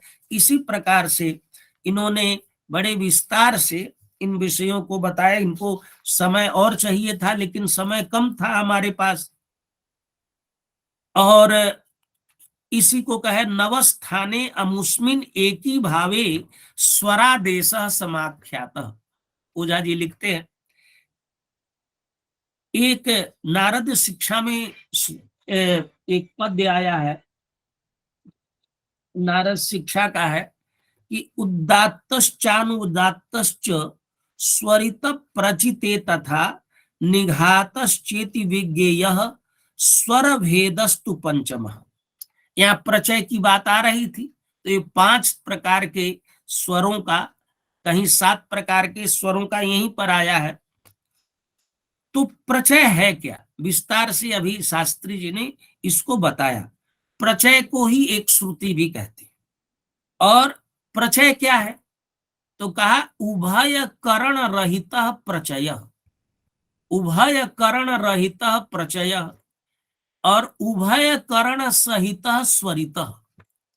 उभय करण रहित प्रचय और उभय करण सहित स्वरित एक श्रुत्यम प्रचय नामकम भवति। और महाभाष्यकार कहते हैं कि प्रचये समास स्वर प्रतिषेध, दूसरे अध्याय में इस प्रकार से यहाँ पर विस्तार से चर्चा हुई। स्वरित भेदों की चर्चा चल रही थी। यहाँ पर ओझा जी ने 8 प्रकार की स्वरितों की चर्चा की है कि स्वरित के 8 भेद होते हैं। स्वरित के स्वरूप पर विस्तार से शास्त्री जी ने बताया। 8 प्रकार के स्वरितों को का भेद बताया, उनके उदाहरणों को दिखाया कि उन्होंने कहा कि अथ पुनः प्रकारांतरेण अयम स्वरितो अष्टधा व्यपदिश्यते। 8 प्रकार का है। अभिनिहितः, प्रश्लिष्टः, क्षैप्रः, जात्यः, तैरो व्यंजनः, तैरो विरामः, पादवृत्तः, तथा भाव्यश्चेति। इसके 10 भेद भी स्वरित के अन्य जगहों पर भी मिलते हैं। सन्निधिज, जात्य, अभिनिहित, क्षैप्र, प्रश्लिष्ट, तैरो व्यंजन, तैरो विराम, वैवृत अथवा पादवृत्त, तथा भाव्य और प्रातिहित। ये 8 प्रकार के स्वरांकन की दृष्टि से इनमें से केवल 4 का ही महत्व होता है। जात्य, अभिनिहित, क्षैप्र और प्रश्लिष्ट स्वरित का ही महत्व विशेष रूप से स्वरांकन की दृष्टि से हम करते हैं। और अंत में शास्त्री जी ने, ओझा जी ने यहाँ पर माध्यन्दिनी संहिता को उद्धृत करते हुए अवग्रहो यथा नीच उच्चयोर मध्यतः क्वचित ताथा भाव्यो भवेत कंपः तनून त्रे निदर्शनम। इसी प्रकार से एक और कारिका उन्होंने स्वरित भेदों को दिखाने के लिए की है। आपको सहायक ग्रंथ के रूप में, क्योंकि हमारे बहुत सारे प्रतिभागी यहाँ उपस्थित हैं, मैं आपसे निवेदन करूंगा कि युधिष्ठिर मीमांसा की वैदिक स्वर मीमांसा है, शास्त्री जी के, ओझा जी के ग्रंथ को पढ़ने के लिए वह सहायक सामग्री के रूप में काम करेगी। आप उसको चाहें तो ऑनलाइन ये पीडीएफ कॉपी उपलब्ध है, उसको पढ़ें तो ओझा जी के इस ग्रंथ को समझने में आपको बहुत सहायता मिलेगी। इन्हीं शब्दों के साथ, क्योंकि हमारे आज के जो अध्यक्ष हैं प्रमोद कुमार शर्मा जी, उनका भी वक्तव्य हमें सुनना है, इन्हीं शब्दों के साथ आप सभी के प्रति कृतज्ञता व्यक्त करता हूं। बहुत बहुत धन्यवाद। नमस्कार। बहुत बहुत सर, आभार। संतोष कुमार सर, आपने कहा अभी अभी कि पीडीएफ मिलेगी ऑनलाइन से, तो वो बुक्स का नाम क्या है, एक बार बताएंगे? वैदिक स्वर मीमांसा, युधिष्ठिर मीमांसक, ये पीडीएफ उपलब्ध है, तो आप उसको पढ़ेंगे तो ये ग्रंथ आपको बहुत, क्योंकि उन्होंने हिंदी भाषा में अच्छी तरीके से नाना उदाहरणों को दे करके समझाया है। ये इस ग्रंथ को पंक्तिशः समझने में बहुत सहायता मिलेगी। जी, अब मैं इस सत्र की अध्यक्षता कर रहे संस्कृत एवं प्राच्य विद्या अध्ययन संस्थान जवाहरलाल नेहरू विश्वविद्यालय के आचार्य डॉक्टर प्रमोद कुमार शर्मा सर से विनम्र प्रार्थना करता हूं कि वे अध्यक्षीय उद्बोधन से हम सभी को अनुग्रहित करें। आदरणीय डॉक्टर प्रमोद कुमार शर्मा सर।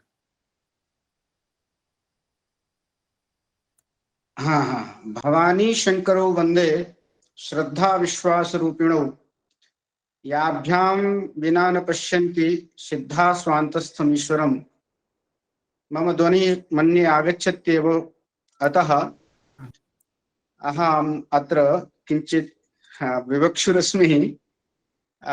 माननीयाः परम सम्माननीयाः अस्य श्री शंकर शिक्षायतन वैदिक शोध संस्थानस्य ये संरक्षकाः सन्ति, अधिकारिणः सन्ति, अथ च अद्यतनीनस्य अस्य कार्यक्रमस्य प्रमुखाः प्रवक्तारः श्रीमन्तः यदुवीर स्वरूप शास्त्री महोदयाः, और अभी अभी जिनका हमें सानिध्य प्राप्त हुआ, हमारे गुरुजी परमादरणीय प्रोफेसर संतोष कुमार शुक्ल जी,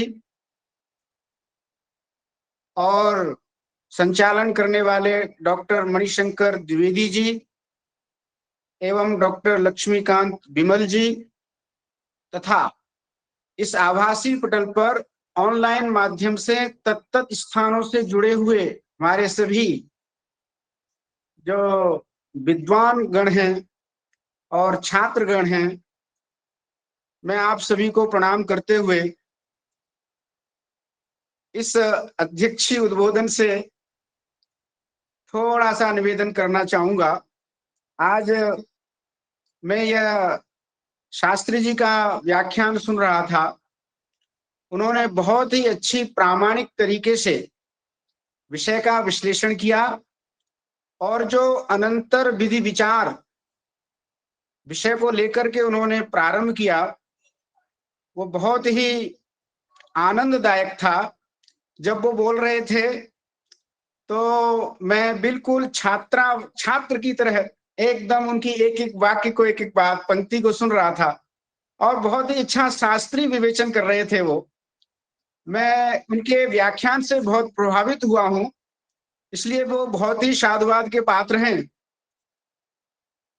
और अभी अभी कुछ बचा विषय, यह विषय क्यों रखा गया, इस पर बोलने वाले हमारे आचार्य गुरुजी शुक्ल प्रोफेसर संतोष शुक्ल जी, आपने भी उस व्याख्यान को और अच्छा, क्यों ये व्याख्यान रखा गया, क्या आवश्यकता है, पद पाठ में स्वर में अंतर आता है और संगीता पाठ में नहीं आता, ये सारा विषय आपने भी बता दिया। और अब कुछ वक्तव्य शेष नहीं है, फिर भी मुझे थोड़ा सा निवेदन करना है। देखिए, स्वर क्या है? तो स्वेन राजन्ते स्वरा, और यह स्वर वर्ण है कि वर्ण का धर्म है? स्वर वर्ण है कि स्वर वर्ण का धर्म है? तो इस पर खूब सारा विवेचन हम लोग कर सकते हैं, इस पर बहुत सारा व्याख्यान दे सकते हैं, थोड़ा समय कम है। ये जो ओझा महामहोपाध्याय ओझा महोदय का ये जो ग्रंथ है, यह बिल्कुल पाणिनि व्याकरण शास्त्र मूलक है। भगवान पाणिनि ने स्वर के विषय में बहुत सारा चिंतन करके बहुत सारे सूत्रों का निरूपण आता है। स्वरवेद की प्रक्रिया ही बहुत अच्छी उनकी है। इसलिए जब बात ये आएगी कि स्वर वर्ण है कि वर्ण का धर्म है, तो इसमें हम स्वर वर्ण भी है, स्वर वर्ण का धर्म भी है, और स्वर जो है प्रयत्न रूप में भी माना जाता है। जब हम प्रातिशाख इत्यादि पढ़ते हैं तो इनको प्रयत्न के रूप में भी मानते हैं। उदात्त, अनुदात्त, स्वरित 3 प्रकार के प्रयत्न होते हैं। ये हम लोग भी, वैयाकरण लोग भी पढ़ाते हैं। जब अच वर्णों के बाह्य प्रयत्न का निरूपण आता है, तो किसी से पूछा जाए कि अचों का बाह्य प्रयत्न क्या है, तो 11 प्रकार के बाह्य प्रयत्नों में जो उदात्त, अनुदात्त, स्वरित हैं, वो प्रयत्न रूप में वहां पर बतलाए गए हैं, और वो स्वरों के ही अच वर्णों के ही होते हैं। तो इस तरह से उदात्त, अनुदात्त, स्वरित ये प्रयत्न भी माने जाते हैं, और ये वर्ण भी हैं और वर्ण के धर्म भी हैं। देखिए, इसमें एक बात बहुत अच्छी, ये बात हम वर्ण कैसे हैं और वर्ण के धर्म कैसे हैं, एक ही के बारे में, वह वर्ण भी हो सकता है, वर्ण का धर्म भी हो सकता है, वो प्रयत्न भी हो सकता है। ये कैसे हो सकता है? तो हमारे पास भगवान पाणिनि का सूत्र है, तस्यादित उदात्त मर्द ह्रस्वम। वहां पर जो ह्रस्वम शब्द को कहकर के भगवान पाणिनि ने इस स्वर को काल के साथ जोड़ दिया, और वह काल जो उकालो झ्रस्व दीर्घ प्लुतः में जो काल शब्द आता है, माने एक मात्रिक काल और द्विमात्रिक काल और त्रिमात्रिक काल। इस तरह से पहले हम वर्ण का भेद करते हैं, तो वर्ण 3 प्रकार का होता है। तो देखा जाए तो आधी मात्रा का भी काल है। आधी मात्रा का व्यंजनों को बताया जाता है कि ये अर्ध मात्रा वाले होते हैं, और पलक झपकने में जितना टाइम लगता है, जितना काल लगता है, वही काल आधी मात्रा को का कहा जाता है। तो अर्धमात्रिक जो है भवे व्यंजन होता है, और पलक गिरने में और पलक उठाने में जितना, जब हम आंख बंद करते हैं और पलक उठाते हैं, तो उस समय जो काल लगता है वो अर्धमात्रा काल है।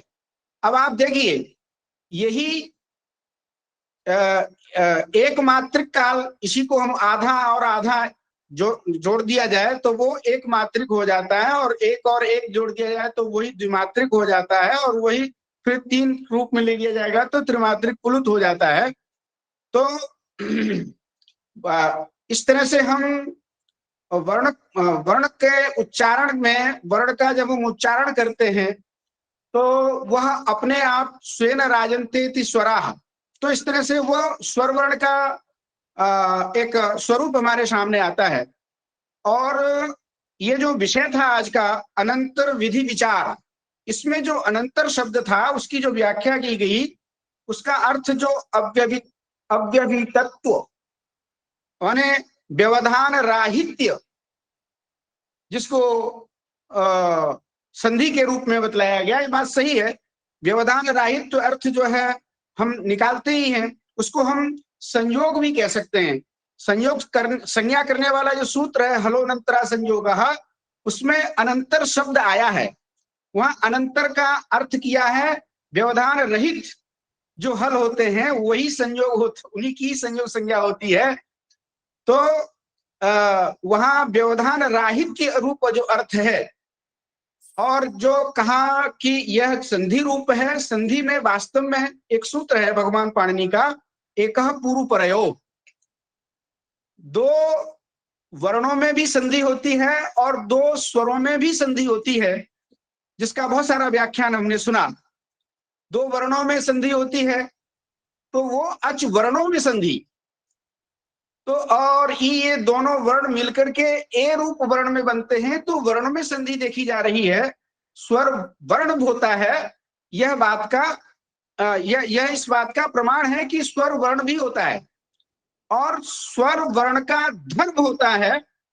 यह बात हम स्वरित शब्द से लगाते हैं। स्वरौ संजातौ अस्य असौ स्वरितः तदस्य संजातम तारकादिभ्यो इतच। इस तरह से हम स्वरित शब्द को बनाते हैं। तो वहां पर आप देखिए स्वरौ संजातौ, तो वो धर्म रूप में, वहां जो स्वरित में जो वर्ण जो स्वर लिया गया है वो धर्म रूप में लिया जाता है। उदात्त तत्व और अनुदात्त तत्व जो वर्ण का धर्म है, वो दोनों धर्म जब मिलते हैं तब जाकर के वह स्वरित बनता है। इस तरह से यह स्वर शब्द वर्णार्थ में भी आता है और वर्ण के धर्म रूप में भी प्रयुक्त होता है। यह बात भी हमें अच्छी तरह से जाननी होगी। ये हम पाणिनि व्याकरण के व्यवहार से हम जानते हैं। और यह प्रयत्न के रूप में भी जाना जाता है। जैसा कि मैंने बताया कि बाह्य प्रयत्नों में जो 8 प्रयत्न हैं, माने जो हस और खर प्रत्याहार में आने वाले वर्ण, उनको छोड़ दिया जाए, क्योंकि उन वर्णों का न तो उदात्त प्रयत्न हो सकता है, न अनुदात्त प्रयत्न हो सकता है, न स्वरित प्रयत्न हो सकता है। तो फिर एकादश प्रयत्न मानने की क्या जरूरत है? क्यों नहीं आप 8 ही प्रयत्न बाह्य प्रयत्न मानते हो? इसका मतलब यह है कि आप बाह्य प्रयत्न 11 मान रहे हैं, तो इसका मतलब यह है कि स्वर वर्ण है और उस वर्ण का बाह्य प्रयत्न, तो वो अच वर्णों का जो बाह्य प्रयत्न होता है वही उदात्त अनुदात्त और स्वरित रूप में भी जाना जाता है। तो ये बात भी हम समझते हैं। और रही बात अर्ध तस्याद उदात्त अर्ध ह्रस्व में जो शास्त्री जी ने व्याख्यान दिया कि ह्रस्व ग्रहणम तंत्रम, उसमें नागेश भट्ट और भट्टोजी दीक्षित का मत का जो प्रतिपादन आपने किया तो बहुत ही अच्छा लगा। बहुत ही शास्त्रीय ढंग से आपने प्रतिपादन किया। तो नागेश वहां ह्रस्व ग्रहणम तंत्रम का क्या कारण था, ये हम लोग हिंदी भाषा में बहुत अच्छी तरह से उन्होंने समझाया। पर एक और बात समझ लीजिए, यहाँ पर एक बात ये मुझे लगता है, ह्रस्व ग्रहणम तंत्रम में भट्टोजी दीक्षित ने जो लिखा है कि ह्रस्व ग्रहणम अविवक्षितम, उसके पीछे कारण क्या है? अर्ध शब्द जो है समासवाची है। अमरकोशकार कहता है कि अर्ध शब्द जो है सम अर्थ का वाचक है, समासवाची अर्थ शब्द है, तो माने समान समान भाग। अब आप देखिए अर्धमात्रिक जो है व्यंजन भी होता है और एक मात्रिक जो स्वर है ह्रस्व वर्ण, वह उसका आधा कर देंगे तो उसकी भी आधी मात्रा हो जाती है और आधी मात्रा व्यंजन की भी होती है। तो व्यंजन में तो स्वर तो आ नहीं सकता। तो मुझे ऐसा लगता है ये एक नया विचार है, बिल्कुल एकदम आपका व्याख्यान सुनने के बाद जो मेरे मन में चिंतन आया वो मुझे अच्छा लगा। पर मुझे ऐसा लगता है कि ह्रस्व ग्रहण तंत्र में जो ह्रस्व को जो उन्होंने अविवक्षित किया और दीर्घ और पुलुत में ही अर्ध भाग हो सकता है। दीर्घ में 2 मात्राएं होती हैं तो उसका आधा भाग एक मात्रा में हो जाएगा और पुलुत में 3 मात्राएं होती हैं तो उसका आधा भाग डेढ़ मात्रा का हो जाएगा। और आप ह्रस्व को जैसे ही आप एक मात्रिक काल को उसको आप जैसे ही विभक्त करेंगे तो आधा आधा होगा। तो आधी मात्रा तो व्यंजन की भी हो सकती है, कहीं व्यंजन में स्वर तो न चला जाए। व्यंजन को भी जब आधी मात्रा वाले को भी आप स्वर कहेंगे। आचार्य जी सर व्यंजन में प्रसक्ति नहीं होगी क्योंकि स्वर का माने ये है ना, ऊंचैरुदात्ता नीचैरुदात्ता इत्यादियों में अच की अनुवृत्ति तस्यादिति में भी जाती है, वो अच के विषय में ही, इसलिए व्यंजन हाँ हाँ की प्राप्ति नहीं होगी जी। हाँ, व्यंजन की प्राप्ति नहीं होती, पर व्यंजन की आधी मात्रा होती है। तो कहीं आधी से अर्ध शब्द से कहीं आप व्यंजन को न पकड़ लें, क्योंकि आप ये नहीं कह सकते हैं कि व्यंजन की कोई मात्रा नहीं है।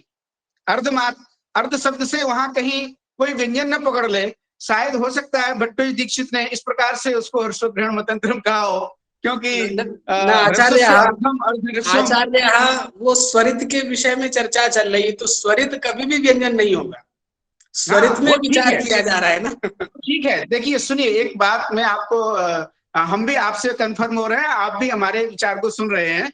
जी, तो जी। ये तो वहां चर्चा दोनों आचार्यों ने की ही है, मुझे उसमें कोई समस्या ही नहीं। हमें अपने आचार्यों का मंतव्य तो बात मानना ही है। पर मेरा चिंतन थोड़ा सा ये था कि आप ये नहीं कह सकते हैं कि व्यंजन की कोई मात्रा नहीं है। आपको ये हमारे आचार्य प्रतिपादित करते हैं कि व्यंजन की आधी मात्रा होती है। तो कहीं आधी मात्रा वाला जैसे स्वर आपने पकड़ा, वैसे ही आधी मात्रा कोई व्यंजन भी पकड़ सकता है। तो एक संभावना बन सकती है। इस दृष्टि से आचार्य भट्टोजी दीक्षित ये कहते हैं कि नहीं नहीं, इसको हम अर्ध ह्रस्व ग्रहण को अविवक्षित ही कर देते हैं। और उस पर जो नागेश भट्ट जो परेतु करके जो व्याख्यान देते हैं, आपने जैसा कि उसको बतलाया, तो वो तो है ही है, वो तो हम लोग पढ़ते ही हैं। पर क्योंकि आप तो जानते ही हैं कि अर्ध शब्द का कौन कहाँ क्या अर्थ ले जाए, किधर से कहाँ पहुंचा दे, कहाँ से कहाँ चला जाए, तो हम व्यंजन को भी अर्धमात्रिक मानते ही हैं। व्यंजन की आधी मात्रा होती है।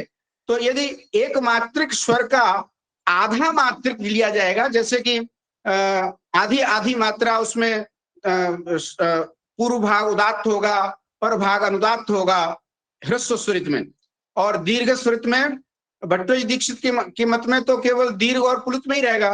पर नागेश भट्ट के यहाँ क्या होता है कि वो आधी मात्रा पकड़ लेते हैं। तो दीर्घ में वो कहते हैं कि भाई आधी मात्रा होगी उदात्त की, और 1.5 मात्रा सीधी अनुदात्त हो जाएगी, और पुलुत में इस तरह से आधी मात्रा उदात्त होगी और 2.5 मात्रा अनुदात्त हो जाएगी।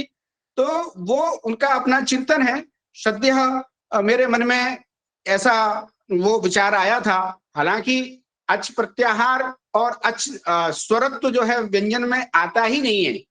पर जब काल में आपने विभाग कर दिया, मात्रा व्यंजन को जब अर्धमात्रिक मान लिया, उसी किसी स्वर में जब आपने एक मात्रिक से बीच में यदि आपने भाग कर दिया, तो आधी मात्रा जैसे उसकी होती है वैसे ही व्यंजन की भी होने लगती है।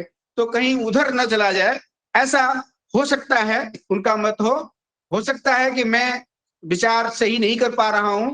मेरा एक चिंतन है, वो मैंने आपके सामने रखा। बहुत अच्छा लगा। नास्ति आचार्य भवन्तः सम्यक् प्रतिपादयन्ति एवं नास्ति, ठीक नहीं रहता। हाँ, ठीक है। पर ये महीन चिंतन है। हमारे श्रोतागण यहाँ पर जो उपलब्ध हैं वो भी मनीषी हैं, आचार्य सब जुड़े हुए हैं। सभी इस बात पर भी थोड़ा सा चिंतन करें, ऐसा मुझे थोड़ा सा मैंने मेरे मन में जो आया वो मैंने रखा, और बहुत अच्छा लगा। आज का ये कार्यक्रम मुझे बहुत ही काफी आंदोलित कर गया। बहुत ही उसको मैंने सोचा कि इधर हमने तो बिल्कुल ध्यान ही नहीं दिया।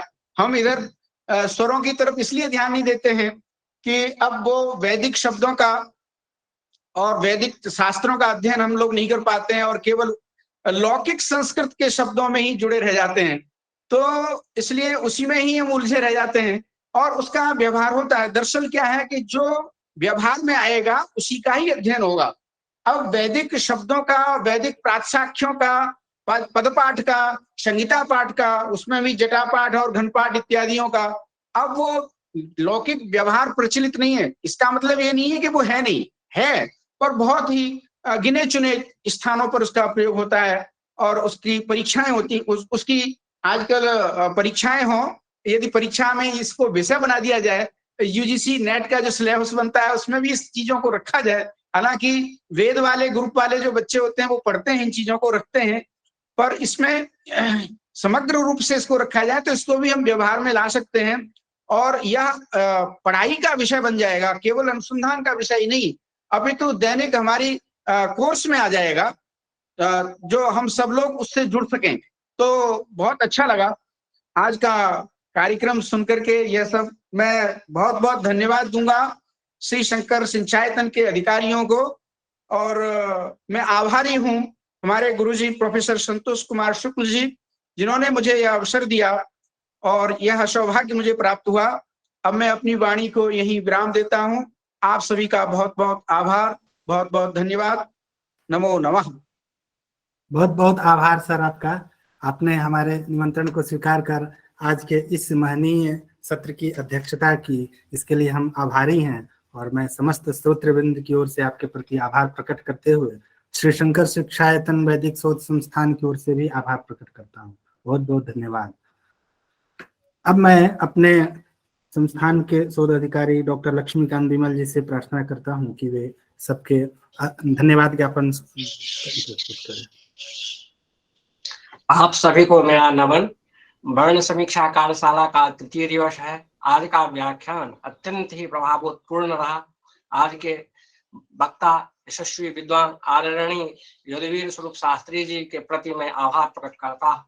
आपने अत्यंत ओज पूर्वक और प्रमाण पूर्वक व्याख्यान को प्रस्तुत किया। समय कम था, फिर भी आपने खूब दीर्घ काल तक व्याख्यान दिया है। आपने श्री शंकर शिक्षायतन के अनुरोध को स्वीकार कर इस कार्यक्रम को आगे बढ़ाए हैं। आपके प्रति मैं नमन पूर्वक आपके प्रति मैं हार्दिक कृतज्ञता ज्ञापित करता। आज के कार्यक्रम के अध्यक्ष परम आदरणीय प्रमोद कुमार शुक्ला जी के प्रति मैं हार्दिक आभार प्रकट करता हूँ। आपने हम श्री शंकर शिक्षायतन के अनुरोध को स्वीकार करके अत्यंत ही सारगर्भित जो वस्तु अर्थ का जो व्याख्या चल रही थी, वो अत्यंत ही अमरकोश के आधार पर आपने समानवाची अर्थ में जो कह रहे थे वह अत्यंत ही सारगर्भित था। मैं आपके प्रति प्रणाम पूर्वक हार्दिक कृतज्ञता ज्ञापित करता हूँ। आज के कार्यक्रम के मैं सानिध्य के रूप में परम आदरणीय शुक्ला सर जुड़े हैं। आपके प्रति भी मैं हार्दिक कृतज्ञता ज्ञापित करता हूँ। आपके दिशा निर्देश में ही यह कार्यक्रम चलता है। विषय अत्यंत गंभीर है और कभी कभी यह होता है कि वक्ताओं के साथ, अध्यक्षों के साथ विषय को एक रूप में उपस्थित करना, फिर समय का इधर उधर हो जाने से क्रम भंग तो हुआ है जैसा सर ने निर्देश किया है, परंतु मुझे लगता है कि जो वक्ता विद्वान बोल रहे हैं उससे तत्त स्थल का जो भाग है वह स्पष्ट हो रहा है। इन्हीं शब्दों के साथ आज के श्रोतृवृंद जो हमारे पटल पर उपस्थित हैं, आप सभी के प्रति मैं हार्दिक कृतज्ञता ज्ञापित करता हूँ। आप सबके आधार पर ही, आप सबके जुड़ने से उत्साह का वर्धन होता है। हम इसी तरह कल भी आगे के कार्यक्रम में भी जुड़ते रहेंगे। श्री शंकर शिक्षायतन के प्रबंध न्यासी आदरणीय मैडम के प्रति भी मैं कृतज्ञता ज्ञापित करता हूँ और श्री शंकर शिक्षायतन के अधिकारी मणिशंकर द्विवेदी जी के प्रति भी मैं हार्दिक कृतज्ञता ज्ञापित करता हूँ। उन्होंने संयोजन अच्छा किया है और इन्हीं शब्दों के साथ मैं अपनी वाणी को विराम देता हूँ। शांति पाठ से यह कार्यक्रम पूर्ण होगा। इधर मणिशंकर जी से निवेदन करता हूँ कि शांति पाठ करके इसकी संपूर्णता की जाए। ओम द्यौः शान्तिरन्तरिक्षगुं शान्तिः पृथिवी शान्तिरापः शान्तिरोषधयः शान्तिः वनस्पतयः शान्तिर्विश्वे देवाः शान्तिब्रह्म शान्तिः सर्वगुं शान्तिः शान्तिरेव शान्तिः सामा शान्तिरेधि यतो यतः समीहसे ततो नो अभयं कुरु शन्नः कुरु प्रजाभ्यो भयन्नः पशुभ्यः। ओम पूर्णमिदं पूर्णमदः पूर्णमिदं पूर्णात् पूर्णमुदच्यते पूर्णस्य पूर्णमादाय पूर्णमेवावशिष्यते। सर्वे भवन्तु सुखिनः, सर्वे सन्तु निरामया, सर्वे भद्राणि पश्यन्तु, मा कश्चित् दुःखभाग् भवेत्। ओम शांति शांति शांति सुशांतिर्भवतु। आप सभी का एक बार पुनः आभार और हम सब फिर कल 4 बजे समुपस्थित होंगे। तब तक के लिए आज का कार्यक्रम यहीं संपन्न होता है। बहुत बहुत धन्यवाद। सर्वेभ्य गुरुभ्यो नमः। नमो नमः।